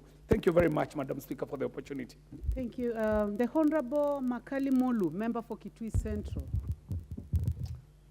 Yeah, thank you. Thank you, Honorable Speaker, for this opportunity to also add my voice into this debate on the public investments management regulations. Honorable Speaker, this House did pass the Public Finance Management Act of 2012. And in that act, there are a lot of articles discussing matters public investment. And these regulations, which we are discussing this morning, Honorable Speaker, are very important because they do provide the operational framework for implementation of the public investment initiatives. Honorable Speaker, any investment, either by a country or by an individual, is expected to generate some revenue for the country, except those ones which are of public good. Honorable Speaker, in the old days when I used to work in Treasury, we used to have what we used to call public investment programs, where the government will have technical people who will look at all aspects of investment and be able to advise the government, and in a priority manner, say which projects rank priority number 1, which ones rank second level, and which ones rank third level. And Honorable Speaker, over time, we seem to have lost that chance of ranking our public investments. And I see these regulations putting us back to the right track in terms of making sure that whatever we invest in as a country, Honorable Speaker, benefits Kenyans. The reason why I'm supporting this, Honorable Speaker, is because the regulations will give us now that operational framework where I expect before any public investment is moved to the future, there will be a very clear criteria in terms of how do we assess the viability of that public investment, either through a feasibility study or through what we call project appraisal, so that before we invest, Honorable Speaker, we are sure that what we are putting public money in is something which is going to be of benefit to Kenyans, and more so, majority of the Kenyans, Honorable Speaker. Honorable Speaker, in these regulations, I'm imagining that we'll have a chance through the regulations, Honorable Speaker, also to discuss the funding framework. Because anytime I listen to the honorable members discuss this, Honorable Speaker, you realize that as we fund these public investments, we can do this using our own resources, which are generated through taxation of, through taxing Kenyans, Honorable Speaker. But also some of these public investments are being funded through external sources, Honorable Speaker. And I think there should be a very clear distinction, Honorable Speaker, in terms of where we are funding our public investments through external support. Because in such a case, Honorable Speaker, it is very important that where we are doing external resources, Honorable Speaker, we must have a very clear framework in terms of discussing what is the local component. Honorable Speaker, you realize that at times when we negotiate for this funding, as Kenyans, we don't provide for that local component so that Kenyans participate in such a big project. I hear honorable members complain about the expressway. And I always ask myself, even as we developed this infrastructure, was there a local component for Kenyans? So that we would be saying, even though this was done by this country, but Kenyans also contributed to this extent. So I look forward, Honorable Speaker, through these regulations to be in a situation where then Kenyans can say, any project coming to the country in the future will be having a local component and an external component, more so where the funding is coming from outside. Honorable members, you'll be surprised that most of our public investment has also become a drain to the exchequer. Why am I saying so, honorable members? This country, if you look at the records from the central bank, we are paying so much money under the title commitment fee. Honorable members, this is money which the country has borrowed through getting to commitments in terms of loans, and we have not started using those loans, Honorable Speaker, because we borrowed before we are ready for implementation. So what is happening? Our friends, the World Bank, our friends IMF end up charging this country commitment fee for not using money. Very well. The Honorable Dr. Pukose, member for Endebess. Thank you, Madam Speaker. Madam Speaker, I stand to support the Public Finance Management Public Investment Regulations 2022 as tabled by the Committee on Delegated. And Madam Speaker, when you look at the legal notice, what does it seek to achieve? One, to provide a standard approach in project cycle management to facilitate the national and county governments and their entities in their project identification and planning, pre-feasibility and feasibility studies, selection and budgeting, implementation, monitoring, evaluation, reporting, closure, sustainability, and impact. So you look at it, Madam Speaker, that in this country for the past, projects have been started without even pre-feasibility study, no feasibility study, no proper planning. So this, and this has been very common, especially in the counties. Because you look at it, initially, when devolution, when we started implementing the new constitution, we had conditional grant to to hospitals, which we are referring to level 5, formerly provincial general hospitals. Then without even public participation, without any involvement as per our constitution, Article 10 and Article 110, without public participation, as clearly ruled out by our Supreme Court, the governors started building new hospitals, calling them referral facilities. Even in my county of Trans-Nzoia, we've spent more than 2 million building a hospital which has not been even functional within the 10 years of the previous county government. You look at Kakamega. Kakamega, instead of improving the infrastructure for the former provincial general hospital, Kakamega, they started a new hospital, which has not even been operational as we speak today.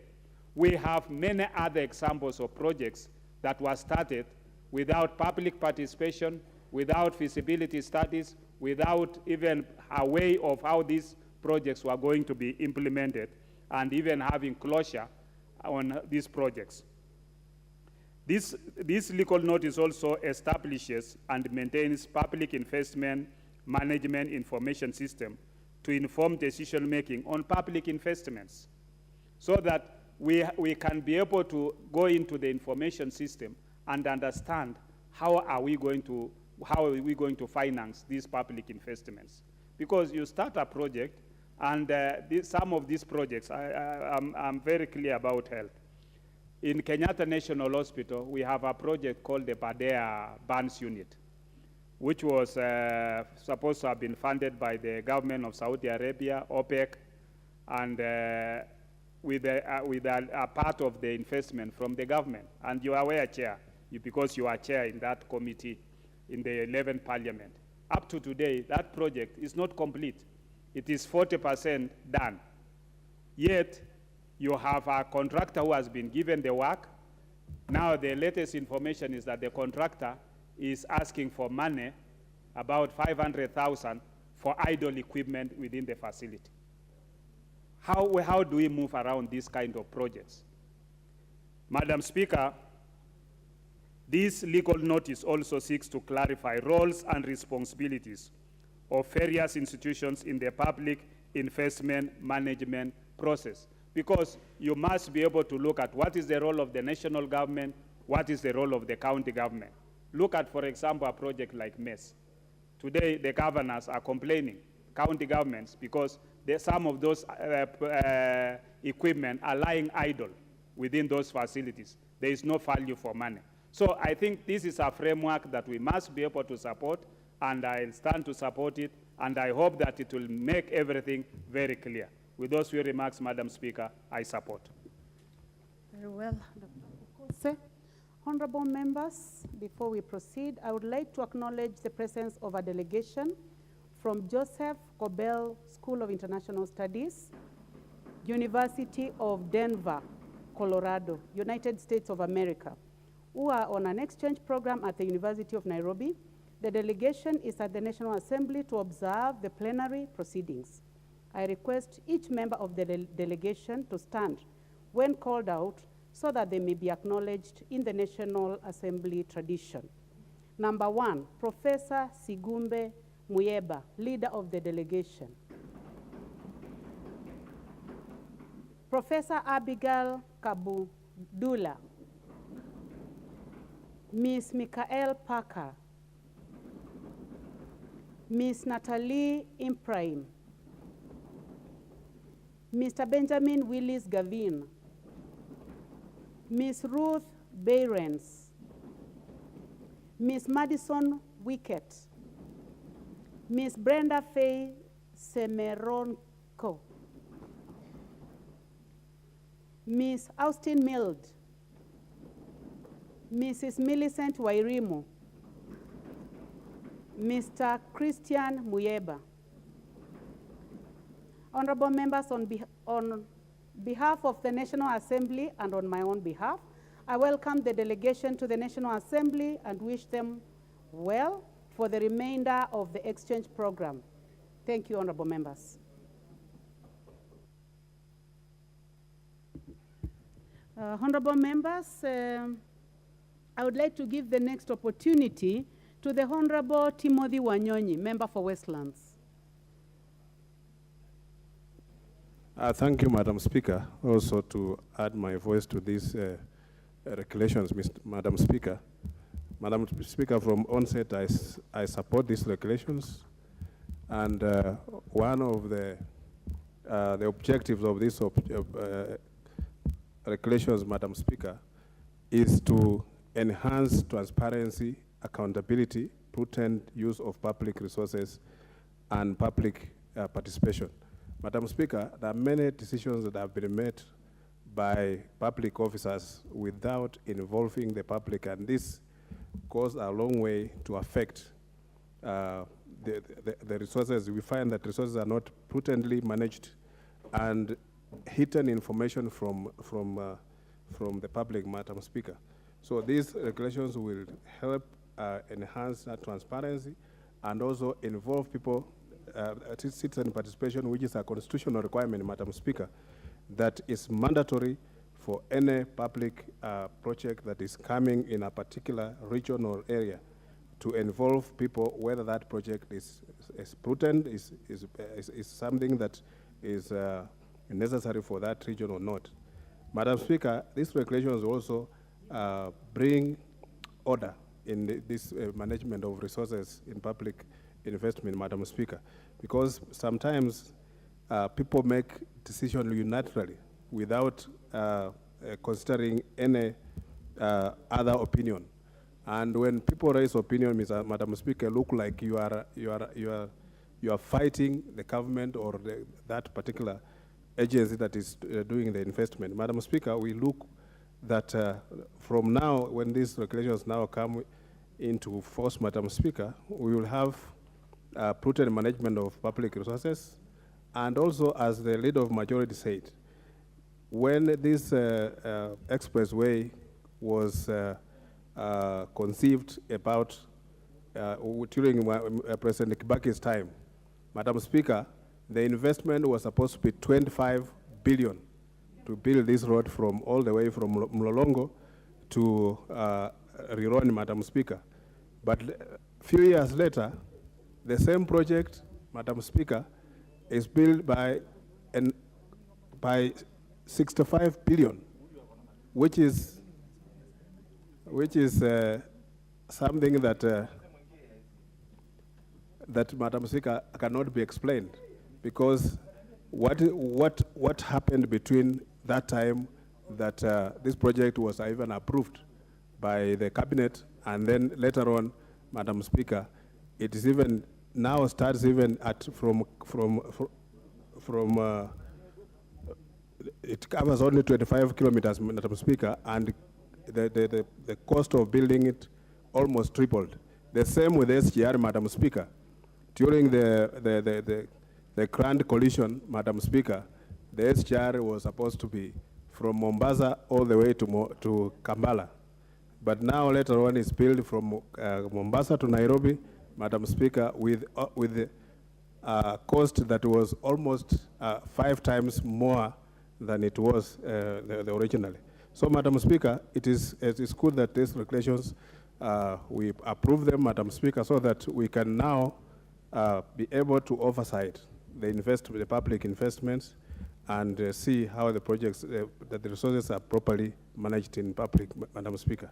Thank you very much, Madam Speaker. Thank you, Member for Westlands. The Honorable Abraham Kirwa, Member for Mosop. Thank you, Madam Speaker, for this opportunity to support this motion and the report from the Committee on Public Finances. It is truly unfortunate that our nation for a very long time have continuously operated in a way that really we don't take regard to public finances. It is truly unfortunate that any new regime that comes in is always looking for an opportunity on how to make the money, how to just make a few people rich, but coming up with these policies on how to manage public finances is a very, very crucial step as a nation. And I want to believe that every one of us as a member of parliament and also as officials, we have the best interest of this country at heart. And no one should take advantage of any position to change some things to enrich themselves. We discussed a few minutes ago about the expressway.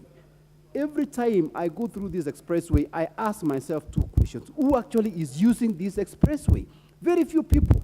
We have sunk in so much money of this country into it, but the general population are not even able to use it.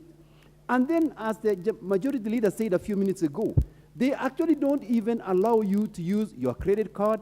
They don't allow you to use M-Pesa. They have to use cash, where you cannot even trace how many people went through here today. So why, in a nation like ours, where we have advanced technology, cannot be accountable to what we are getting? Now, at the end of the day, when we are trying to figure out how my taxes should actually be levied on this organization, how will you be able to know? Because it was cash transactions. There is nobody.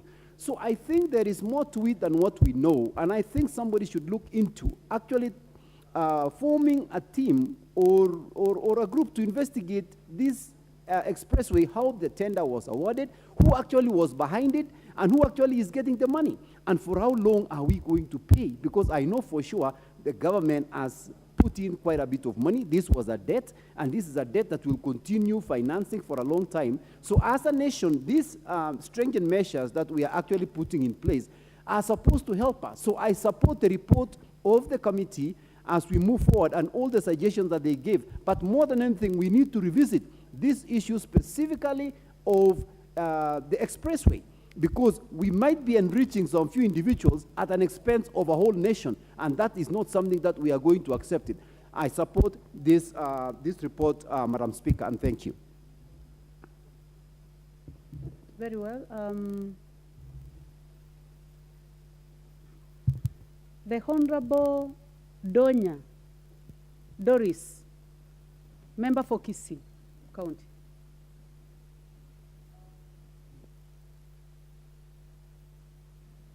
I've got you. Thank you, Madam Speaker. This is good because you will find members of the public know if, for example, a member of parliament has started a project, they will think that it belongs to him and not with them, such that if another member of parliament is coming, he will believe that that project belongs to that member of parliament and not him, so the project remain stagnant.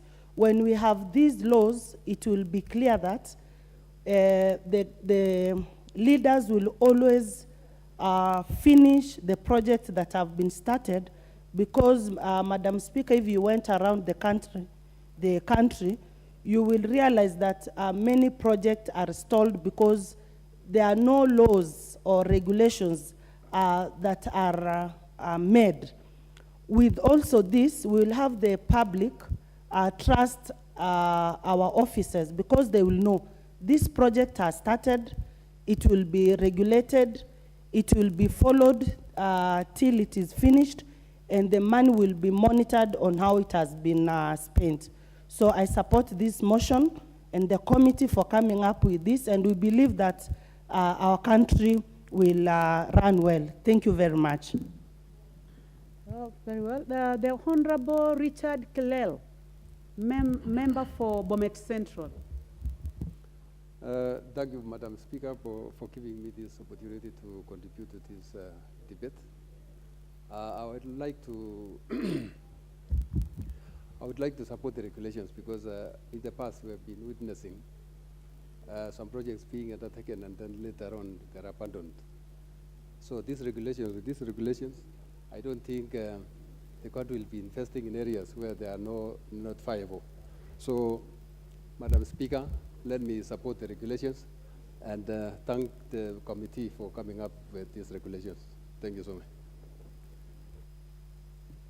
Very well. The Honorable Edith Nyenze, member for Kitui West.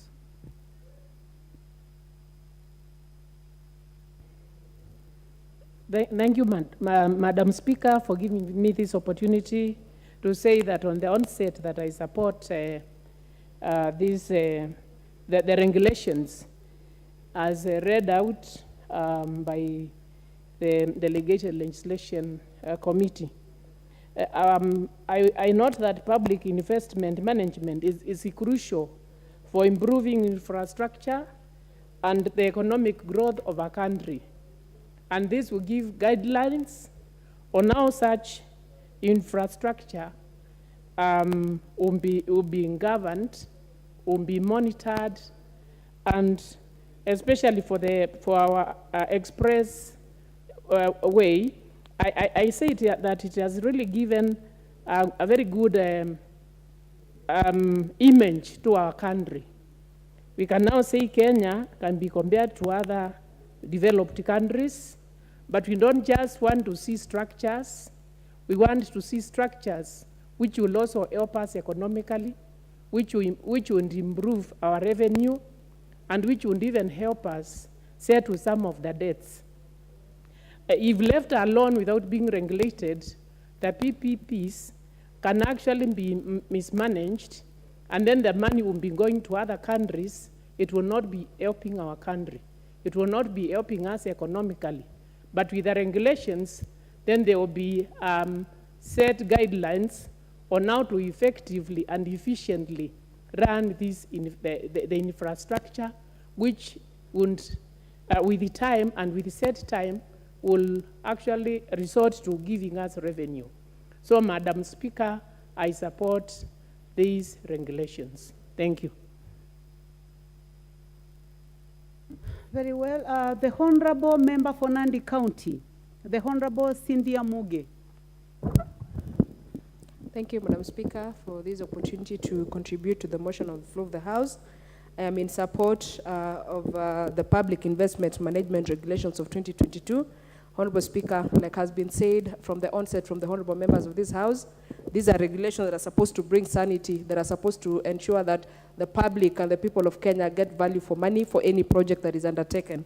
Honorable Speaker, this is a regulation that is also ensuring that it gives a stable footing to every person who wants to invest and use the public money, Honorable Speaker, to ensure that the money is used prudently and it is used for the benefit of the people of Kenya. So, Honorable Speaker, I want to say that I support this particular motion, and I urge the committee to be able to look into these issues to ensure that we also have implementation, Honorable Speaker. Like I have said time and again, Honorable Speaker, this country does not have a shortage of legislations and regulations. It has a shortage of implementation of the same regulations, Honorable Speaker. So I want to say that I support this motion, and I urge the honorable members to support so that I bring back sanity to this country, so that we will not be standing in this House as honorable members, Honorable Speaker, in saying that the people of Kenya cannot use the expressway, and the people of Kenya do not know how much money is being gotten from the expressway, Honorable Speaker, so that we have anyone setting foot in Kenya, anyone who wants to do business in Kenya, knowing that these are the reducible minimums that this country requires, Honorable Speaker. So I support this regulation, and I hope that it will be implemented, or to see that it is implemented to its entirety. Thank you, Honorable Speaker. Very well. The Honorable Kasim Tandaza, member for Matuga. Asante sana Mheshimiwa Spika. Kwanza nitoe shukurani kwa kamati husika kwa kuja na mwongozo mwafaka katika vile mali ya umma itaweza kutumika kwa manufaa ya nchi yetu. Kwanza, masikitiko ni hili neno mali ya umma, tukizungumza miradi ambayo ni ya umma, ya public kwa kimombo. Mara nyingi wale wanaohusika huwa haichukulii kwamba ni miradi ambayo wao pia inawahusu. Tumekuwa kwa muda mrefu tukifikiria kwamba mali ya umma ni mali ambayo haina mwenyewe, ni mali ambayo ni ya kufujwa, ni mali ambayo kila mtu anaweza fanya vile ambavyo anataka. Na katika mwongozo huu ambao umetolewa na hii kamati, kwanza tungeanzia na wale wanaohusika katika kutia sahihi miradi ya mali ya umma. Wasitie sahihi wakisema huu ni mradi wa umma, atie sahihi akijua kwamba yeye pia anahusika, na endapo haitafanyika vizuri basi yeye mwenyewe binafsi. Nafikiri kungekuwa na mwongozo kwamba ikiwa ana sign kama waziri ama ana sign kama mhandisi, asaini mara mbili, kwamba ana sign kiofisi na ana sign yeye mwenyewe kwamba ameelewa na pia yeye ameridhika kwamba mradi ule utaweza kufanyika kwa wakati unaofaa, kwa rasilimali ambazo zitakuwa zimetumika vyema. Haiingia akilini kwamba mradi unatiwa sahihi na mkandarasi mara nyingi kutoka nje akiwa anatoka China, na mradi huu bado haujafanywa tathmini ya ni lini utaanza. Tumekuwa na mradi kwa mfano kule kwangu eneo bunge la Matuga ambao ni mradi wa maji. Umetiwa saini, mkandarasi amekuja, ameweka mali yake pale, pia viongozi wa serikali wanakuja kuuzindua, lakini kunakuwa na mgogoro baina ya wizara inayohusika ya maji na wizara ya msitu. Bado wizara ya msitu haijatoa idhini kwamba mradi ule ufanyike, lakini tayari saini zimeshafanywa. Na kama ninavyofahamu kama mweledi wa nyanja hii, huwa kuna kipengee kwamba mradi tu ndakapo sign kuna pesa ambayo ni ilipwe kabla mkandarasi aanze kazi, na isipolipwa huwa basi inagharimu ile tunaita interest, ina riba ndani yake. Mara nyingine unapata kwamba kwa sababu mradi umechelewa, ile riba ambayo mkandarasi anadai hata inazidi ile pesa ambayo angekuwa analipwa kufanyia hii kazi. Kwa hivi sasa tuna mradi ule tunaoita Dongo Kundu kule eneo ya Pwani. Mkandarasi amefanya kazi kufikia 94%, imebaki 6%, lakini amedai fedha ambayo amepeana cheti kwa muda wa zaidi ya miezi 6. Kulingana na mkataba ni kwamba kuna ile inaitwa riba pale ndani kwa sababu hajalipwa kwa wakati unaofaa. Pesa hii ya riba inafika wakati inazidi ile pesa anayodai. Tusisahau kwamba huwa anadai pesa hii kwa kiwango ya sarafu ya kigeni ambayo ni ya dola. Saa hizi ukiangalia ubadilishaji wa pesa ya Kenya tunazungumzia mabilioni ya pesa ya Kenya, lakini yeye anadai na pesa ya kigeni, deni lile linazidi kuongezeka. Kwa hivyo nikimalizia kuunga mkono wa hoja hii, wale wanaotia saini wawe pia watawajibika kama kibinafsi, wasifikirie kwamba hii ni pesa ambayo haina mwenyewe na ili hali ni pesa ambayo kila mwananchi hata yule wa chini huwa amechangia. Asante sana Mheshimiwa Spika kwa nipatia fursa hii.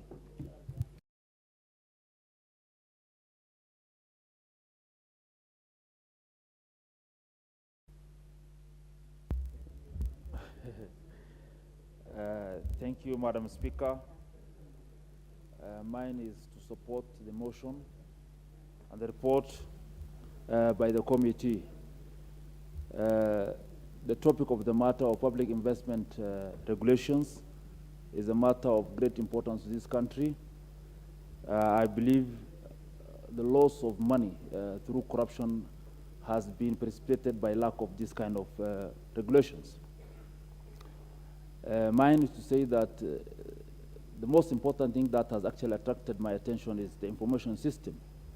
Most of the projects done by the government, be it the county government or the national government, is scattered all over.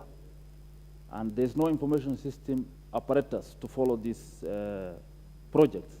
For us as parliamentarians, our work as an oversight has been curtailed by lack of that information system. I think that this is of great importance to us. If you see most of the public investments projects done through World Bank, be it Dr. Deep, be it Hunger Safety Network, be it smart climate, smart agriculture, be it all the NEDI project, COSAP and all those, they are scattered all over in different departments, and it's difficult for us to oversight. You have to run from one place to another. So this will give us a platform, a quick platform, giving us a transparency, an oversight, accountability, but not only for parliamentarians or the National Assembly, but the entire Kenyans. The other aspect is the aspect of project evaluation, initiation, implementation. This will give us a clear path on where the project stands, how did it come to inception, where is it heading, the status, payments, all these aspects. So I think this report and regulation forwarded by the committee is of much importance to us. It will help us as a government. I think it's long overdue. This regulation should have been there before we have done all these investments.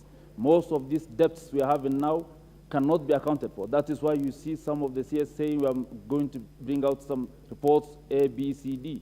It's because these reports are hidden in under tables, and somewhere we cannot allocate and find where they are. So these information systems, this regulation, as we can see, is a regulation which is overdue, which will help us oversight and see what is happening in the government of Kenya. Also, you will realize that most of the county government projects have been done without budgets. That's why you see pending bills all over. These regulations will help to make sure that the county executive committees, when they are implementing a project, they live within the framework of these regulations.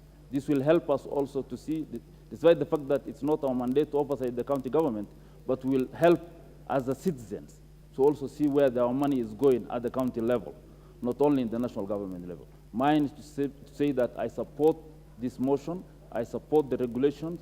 It is a parameter of substance, of health, of great importance in this country, and is an overdue. I'll say I support the committee regulations. Thank you, Madam Speaker. Very well. The Honorable Owen Bayer, member for Kilifi North. Thank you very much, Madam Speaker.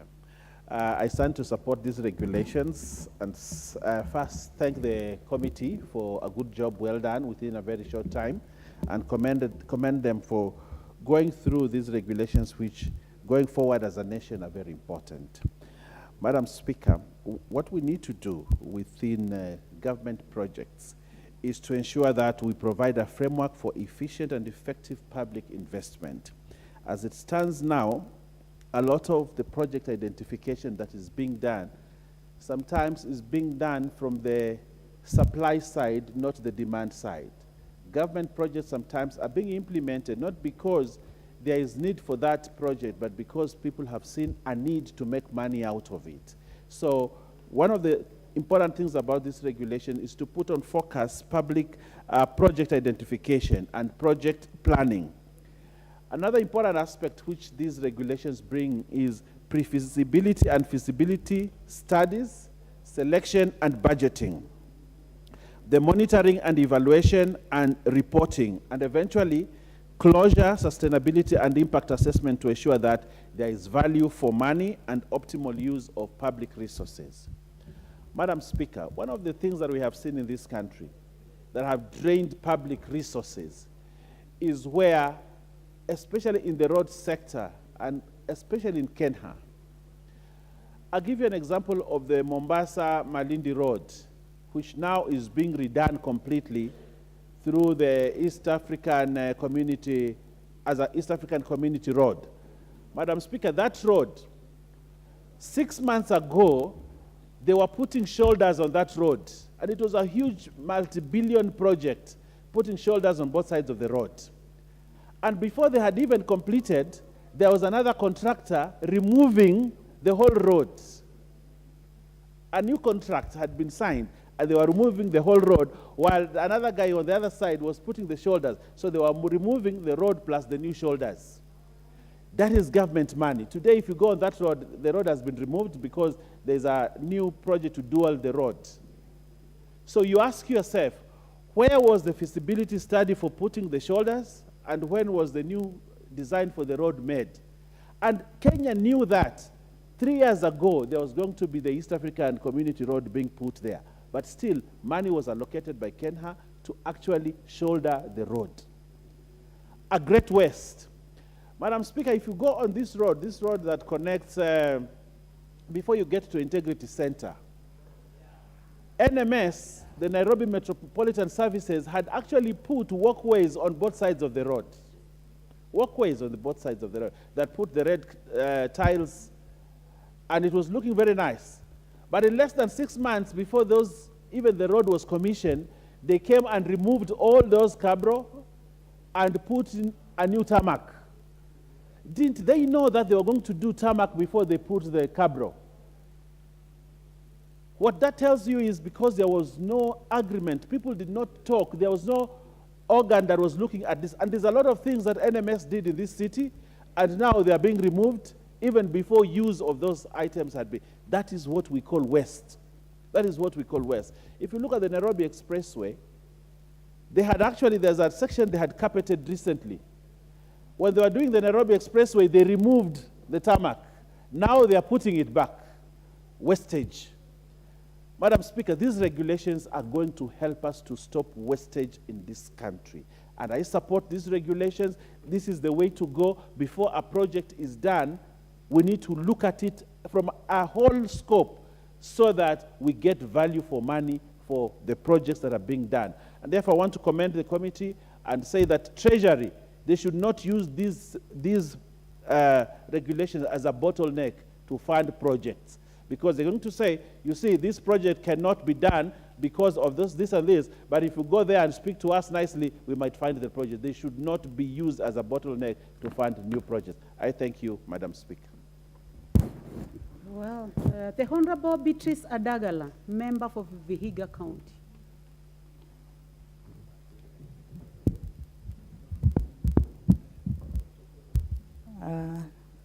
Thank you, Madam Speaker, for giving me this opportunity to also add my voice on this motion for the Committee of Delegated. I want to say congratulations for putting up the regulations, because we have had cases whereby, Madam Speaker, people are given, contractors are given work, and the work, there is no proper guidelines. Most of them take a long ages to complete this kind of work.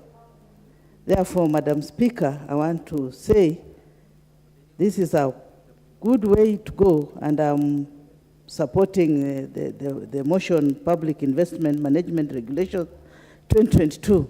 I want to support it.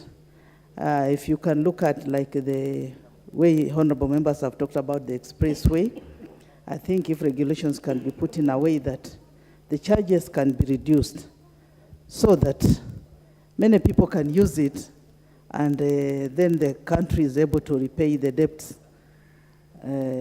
quickly, and it reverts to the country, to the Kenyan management as early as possible.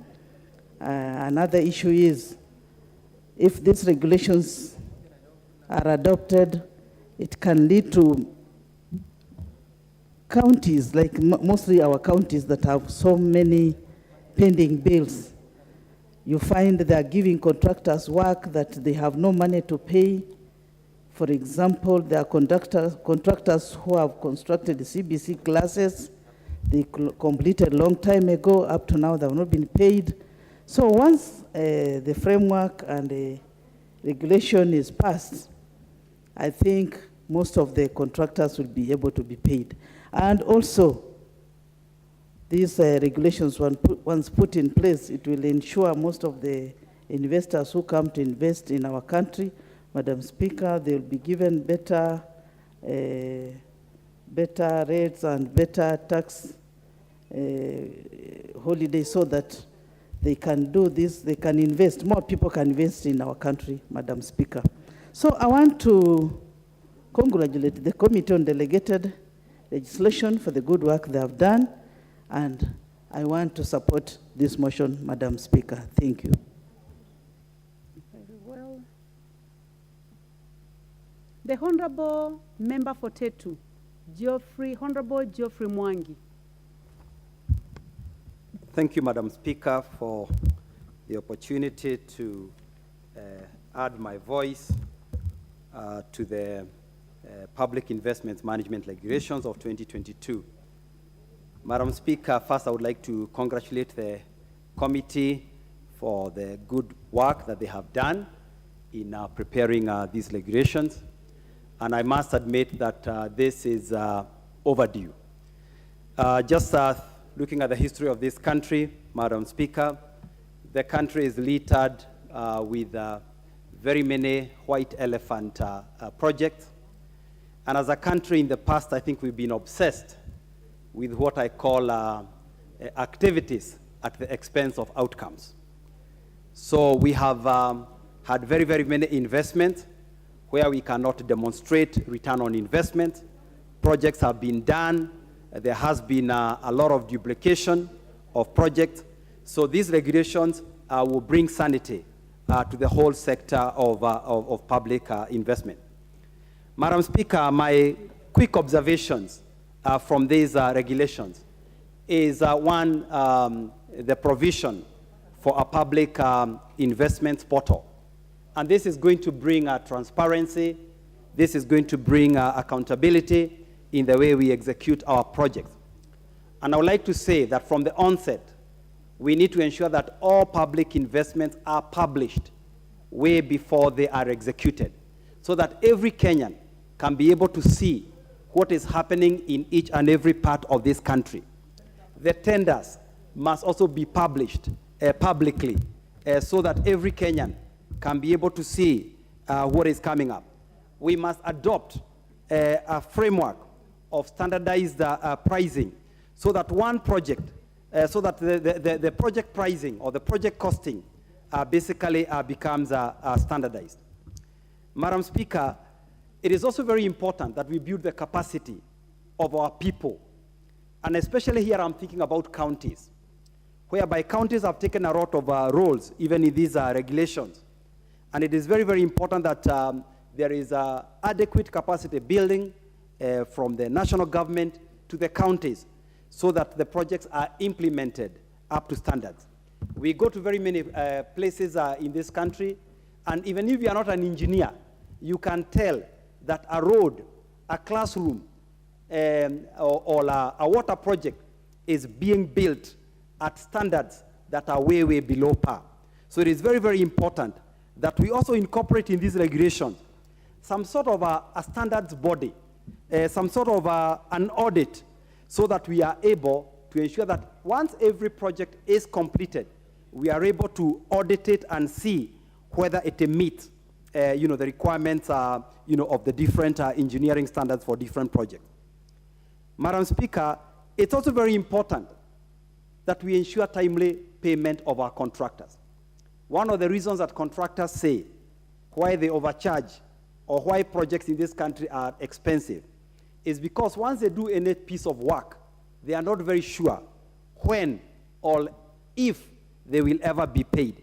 So it is very, very important that we also ensure that there is timely payment of contractors, and also to ensure that in every project there is an audit to ensure that we get value for money.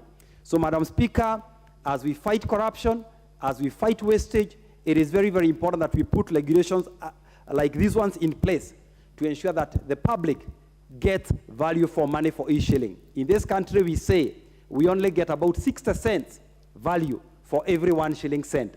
It is very important that in these new regulations, we move that to 80 cents, if not 100% of every shilling that we spend. Thank you very much, Madam Speaker. I rise to support.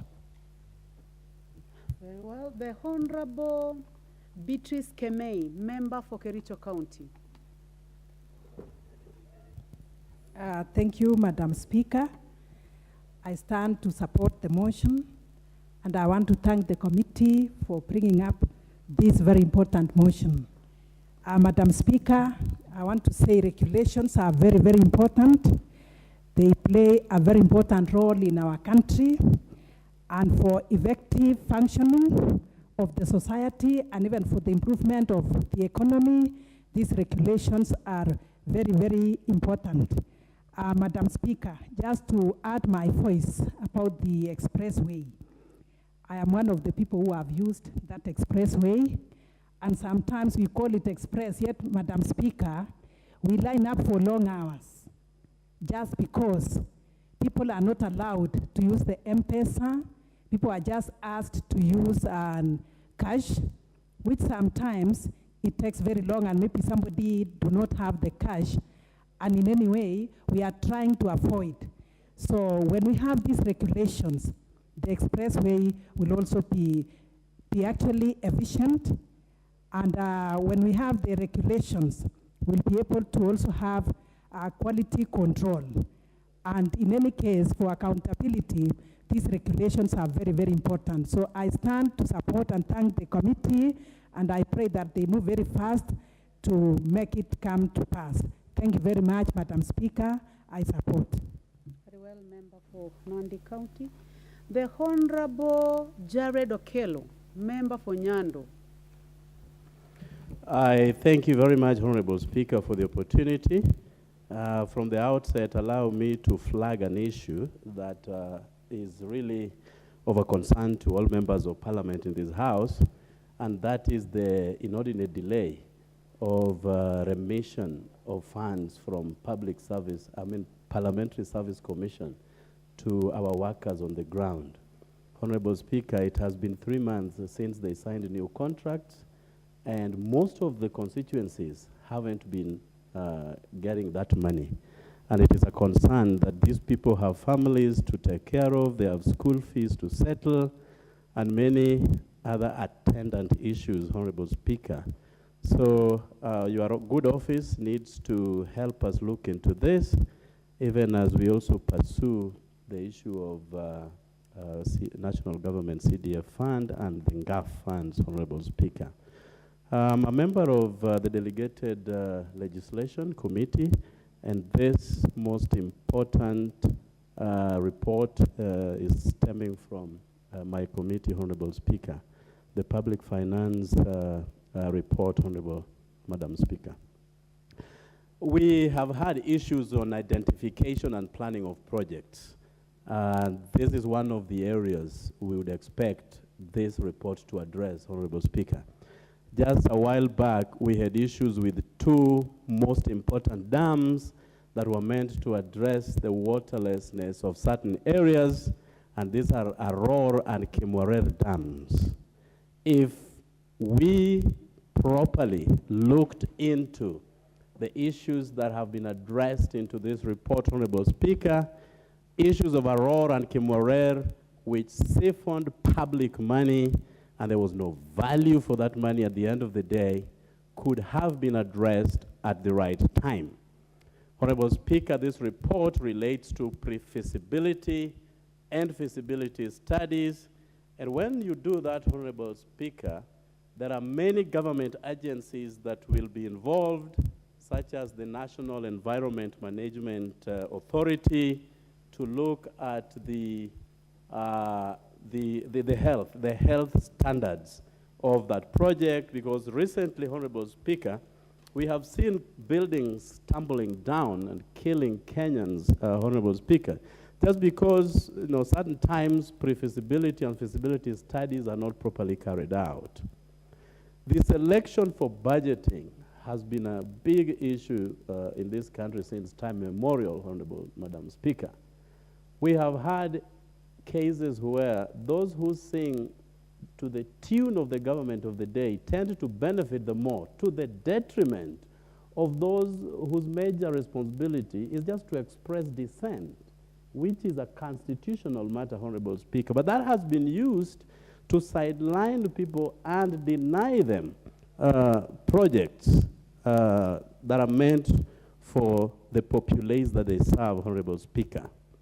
So this report is meant to address issues of budgeting that will feed into lots of considerations before we get to that level, Honorable Speaker.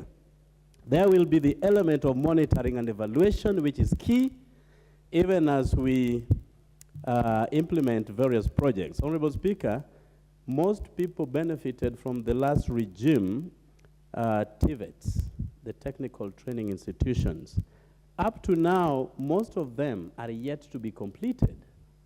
And we ask why that delay has been in place, yet they were budgeted for. Constituencies gave out what was due to them, amounting to 10 million per constituency. But up to now, there is no value for this money, Honorable Speaker. There will be the element of reporting in good time and closure, which relates to payments to these contractors. I know this country is grappling with issues of non-payments and delays in paying contractors, Madam Speaker. And then the element of sustainability and impact assessment. If we are not able to sustain projects, Honorable Speaker, then it negates the very purpose of having these projects to begin with. And finally, Honorable Speaker, the value for money and optimal use of public resources. I know public resources tend not to be spent prudently, but with this report, we will be going forward.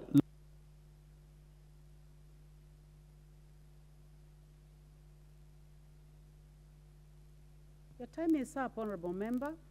The Honorable Liza Chelule, Member for Nakuru County.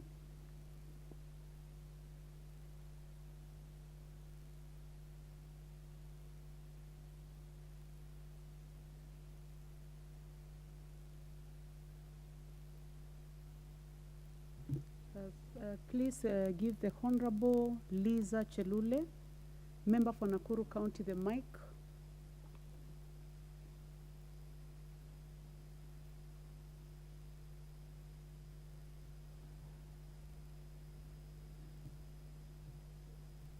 Will you move to the, are you able to move to the mic that is on?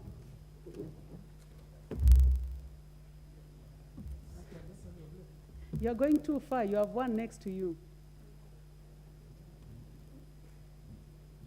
Thank you, Madam Speaker, for giving me an opportunity also to add my voice to these public investment regulations.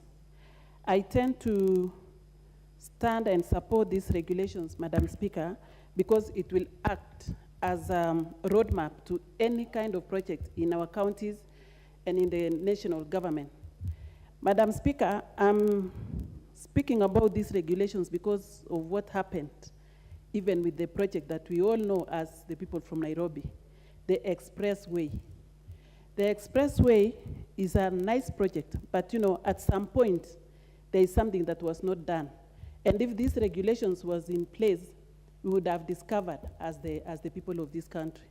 Madam Speaker, the expressway from Lolongo to Capital Center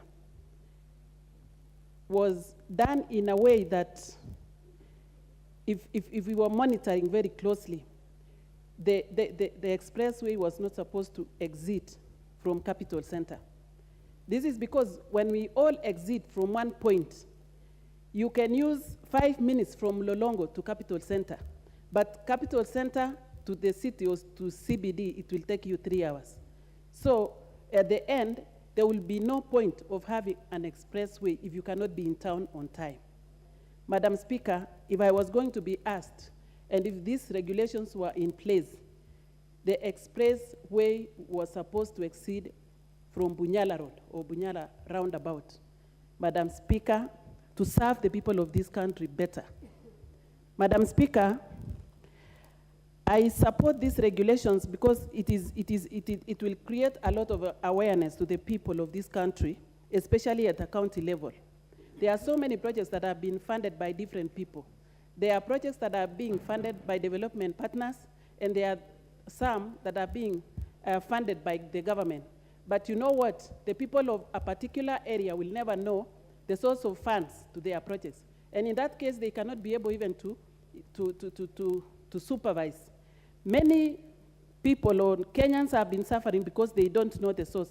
Sometimes money is allocated by the government and at the same time it's allocated by development partners. But because there is no regulation to it, people will never differentiate the funds that have been given by the either national government or county government. I want to thank the Committee on Delegated Legislation for coming up with such regulations. But it is a different thing to come up with regulations, and it's also a different thing to create awareness among the public. Madam Speaker, I want to request the delegated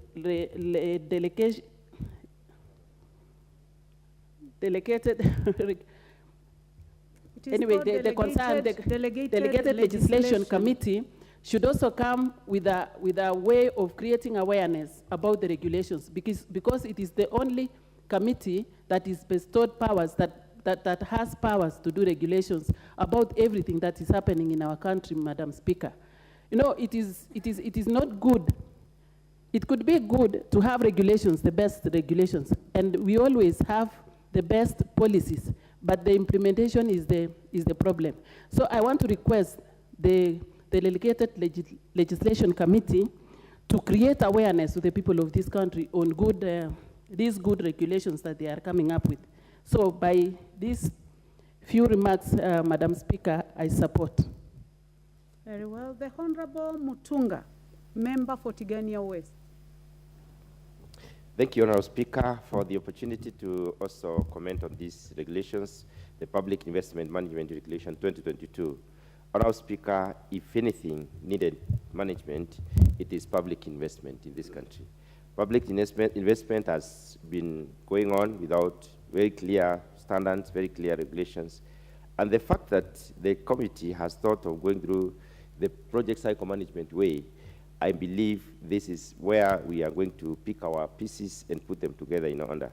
Honorable Speaker, in the past, most investments avoided serious thinking, serious scrutiny, and serious assessment. The stages outlined, the pre-appraisal, appraisal, the project money development stage, all the way to negotiations, funding or financing, implementation, monitoring, evaluation, audit, and all the others in the project management cycle are very key. Every stage is taken up at any one given time and given sufficient time for it to be thought through. That enables the group or the people planning a project to think through that particular project, look at the viability of this project, and look at how it's going to help the people and how sustainable this project is going to be. I would like to say that, Honorable Speaker, most of the projects funded by some of the key development institutions go through this process, and sometimes they are a bit tedious because they avoid some of the things that happen quickly. Because they don't happen that fast, people avoid that particular process. I'm happy the government has decided that the way to go is the PCM way, and I'll tell you the reason why.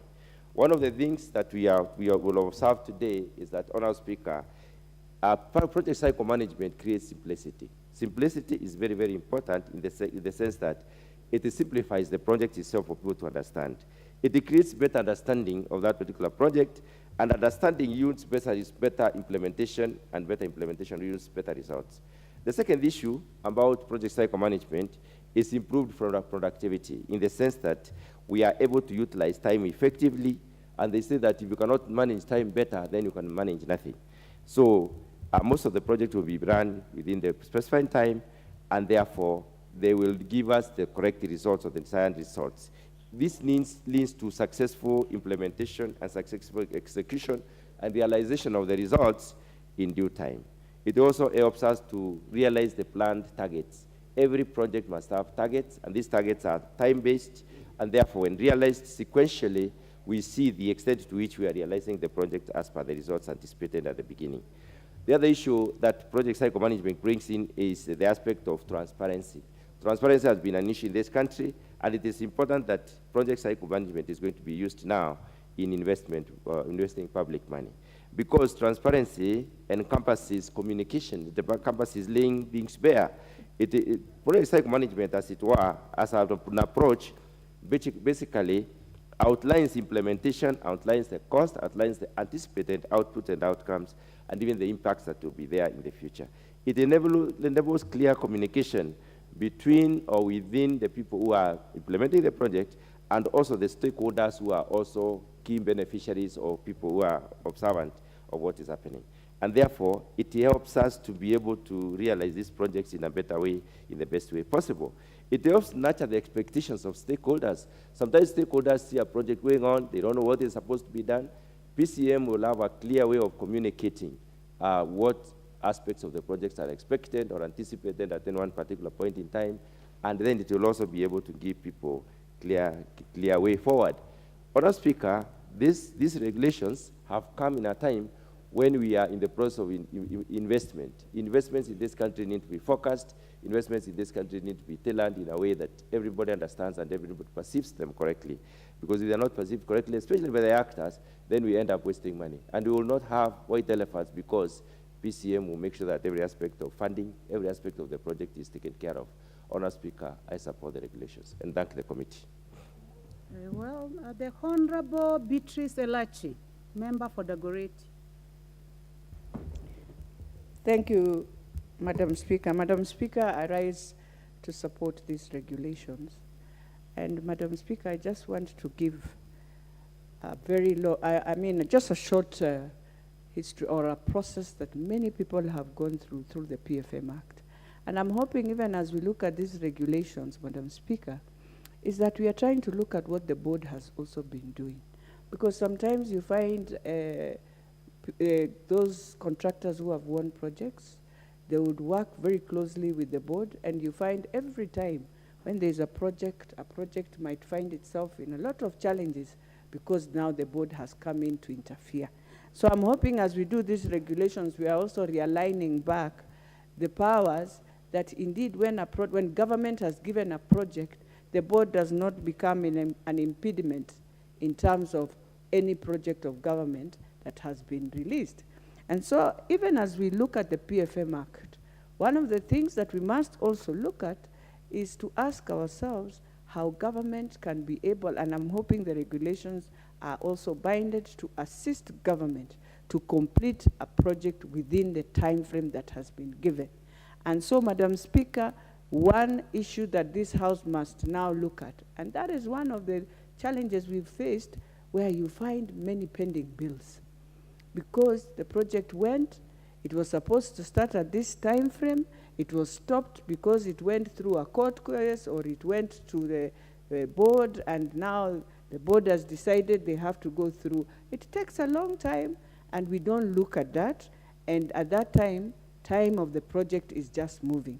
So, Madam Speaker, if we want to see government achieve and our constituencies getting development, then we must ensure the cycle time frame of that project, from planning to implementation, is taken in consideration, even if the project will have any challenges that will be on the way. And so the regulations must guide government, but also guide the different institutions that are part of that project. The other thing, Madam Speaker, that we appreciate about having regulations is that it also now brings in transparency. It assists you to have an open eye of what is happening. And even the members of parliament are able to go, and you will find now data that you can look and ask yourself, why is it that this project of water has not moved at this level? Why is it that we are not at this time frame says within 3 months, 6 months, we are supposed to be here. Why are we not there? And how can a member of parliament now go back to push government and say, look, we were supposed to do and complete my project within this time. Our people are still suffering because of 1, 2, 3. The third thing why we need regulations is to tame in the morning, we've just spoken about regulations of public investment. We are lucky again, now we are talking about the PFM Act. These things go together. And so we are hoping also our officers in government will appreciate that we have regulations that guide us.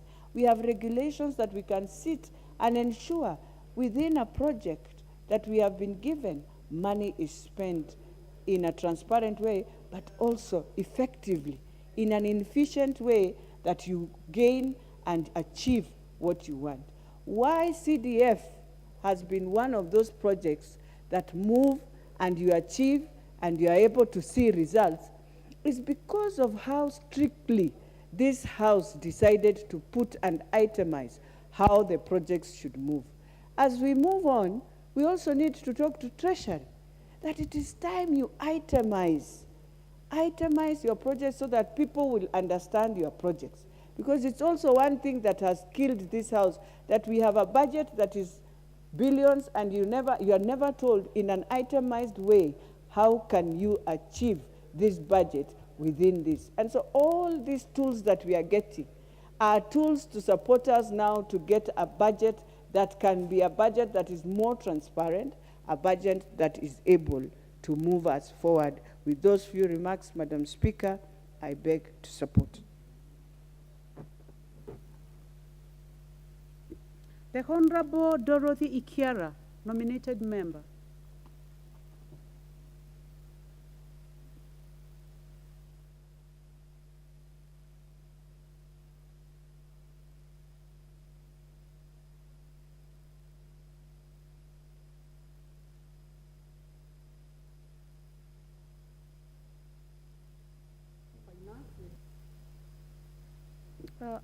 The Honorable Dorothy Kiara, I think we may need to give you a different mic. Please give her a different mic. Move to the next one. Yeah? Okay. This is okay. Thank you, Madam Speaker. Madam Speaker, I rise to support this very, very important committee, the Committee on Delegated Legislation, for coming up with this Public Management Finance Regulation 2022. Madam Speaker, we are all aware of what has happened in Kenya in the past. Projects come, investors come, they are given projects and they do them in a manner that nobody understands. Madam Speaker, as I likely got it from the committee, this regulation is meant to guide on how public resources will be used. Madam Speaker, it's very important because there will be transparency, there will be accountability, and prudent use of public resources will be captured here. I'm saying this, Madam Speaker, because we've realized most of the projects stall because of the bureaucracies that take place sometimes in the award of tenders, sometimes in the way this work is done, and the project ends up using more money than it was meant to. And yet, there is now no way of accounting for it. Madam Speaker, I do know that Kenyans are struggling with very high taxes simply because of the debts that we have incurred as a country. And all these debts that Kenyans are paying today. The Honorable Ekomas Mutuse, what is out of order?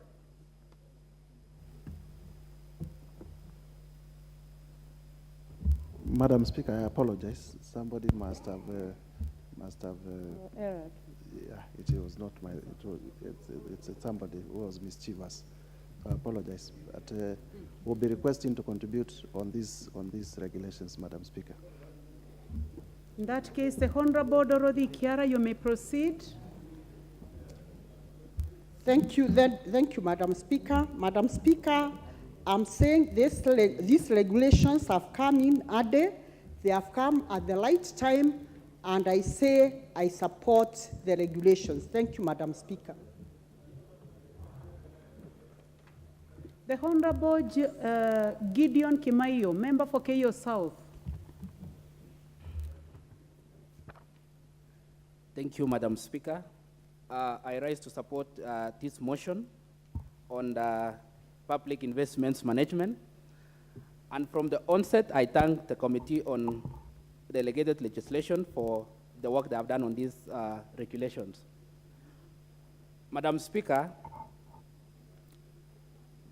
these regulations will assist in curing the issue of wastage. It will also assist in curing the issue of bending bills and also the issue of corruption, in that it will check on issue of transparency and accountability.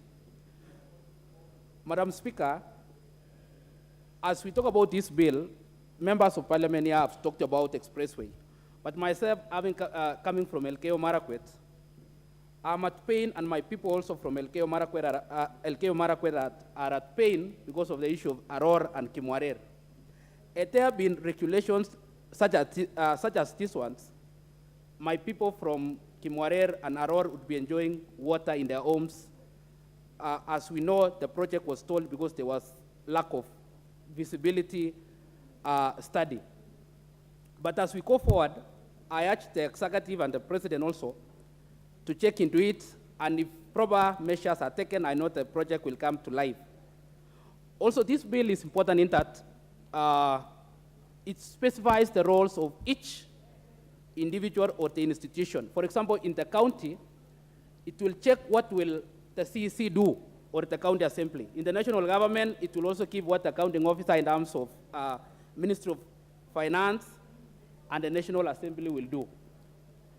At the same time, this regulation, I'm also... I have a point of order. What is out of order, Honorable Dr. Pukose?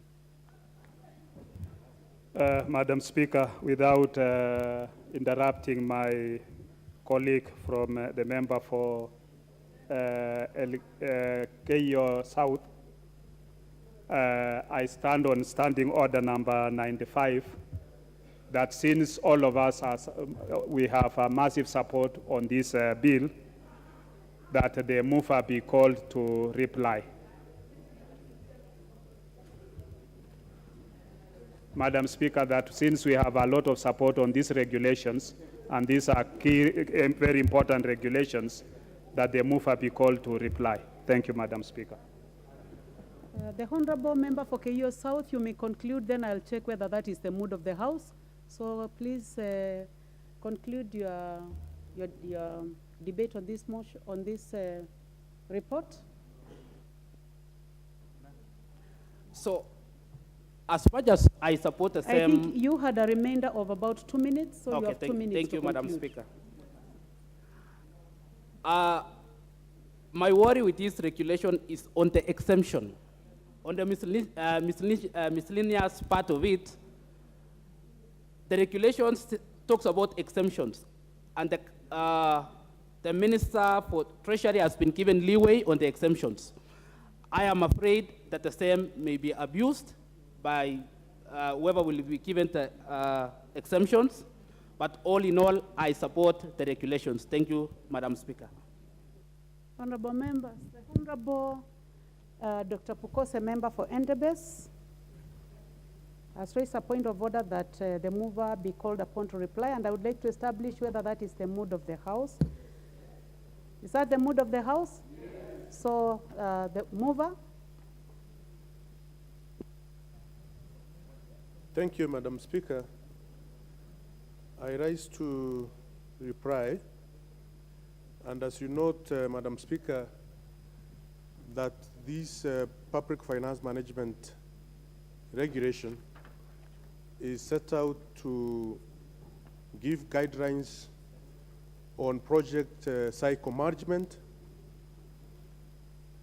to maintain public management information systems, to help in decision making as far as public investments are concerned, as well as to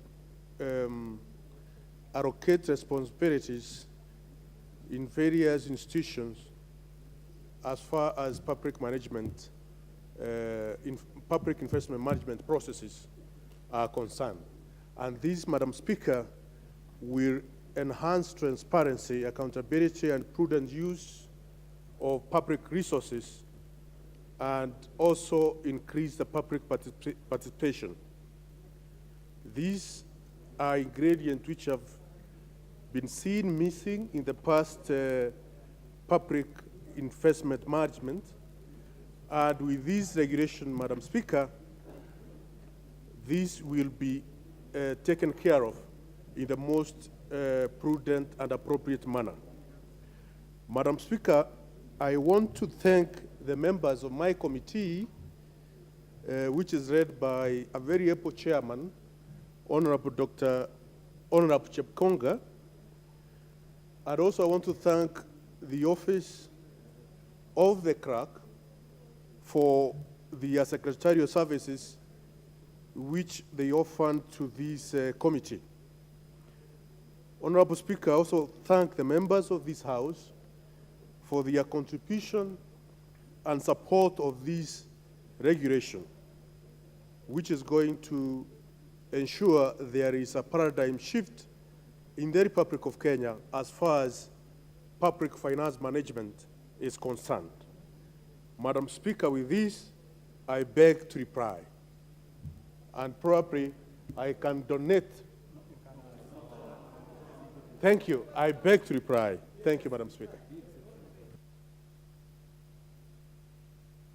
You would have done that before you replied, so you do not have the opportunity now. Honorable members, having established that we have the requisite numbers,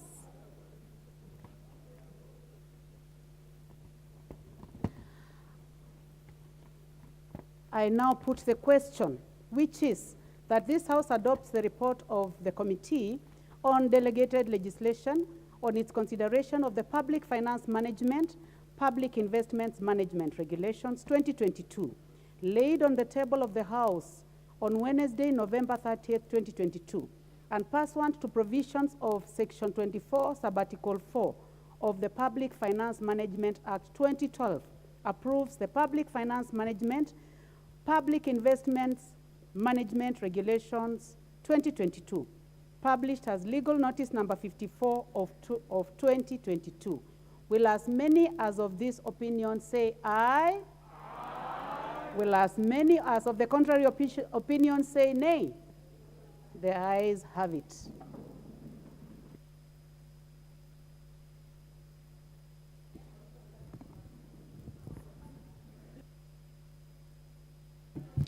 Honorable members, there be no other business. There be no other business, and the time being 12:43 p.m.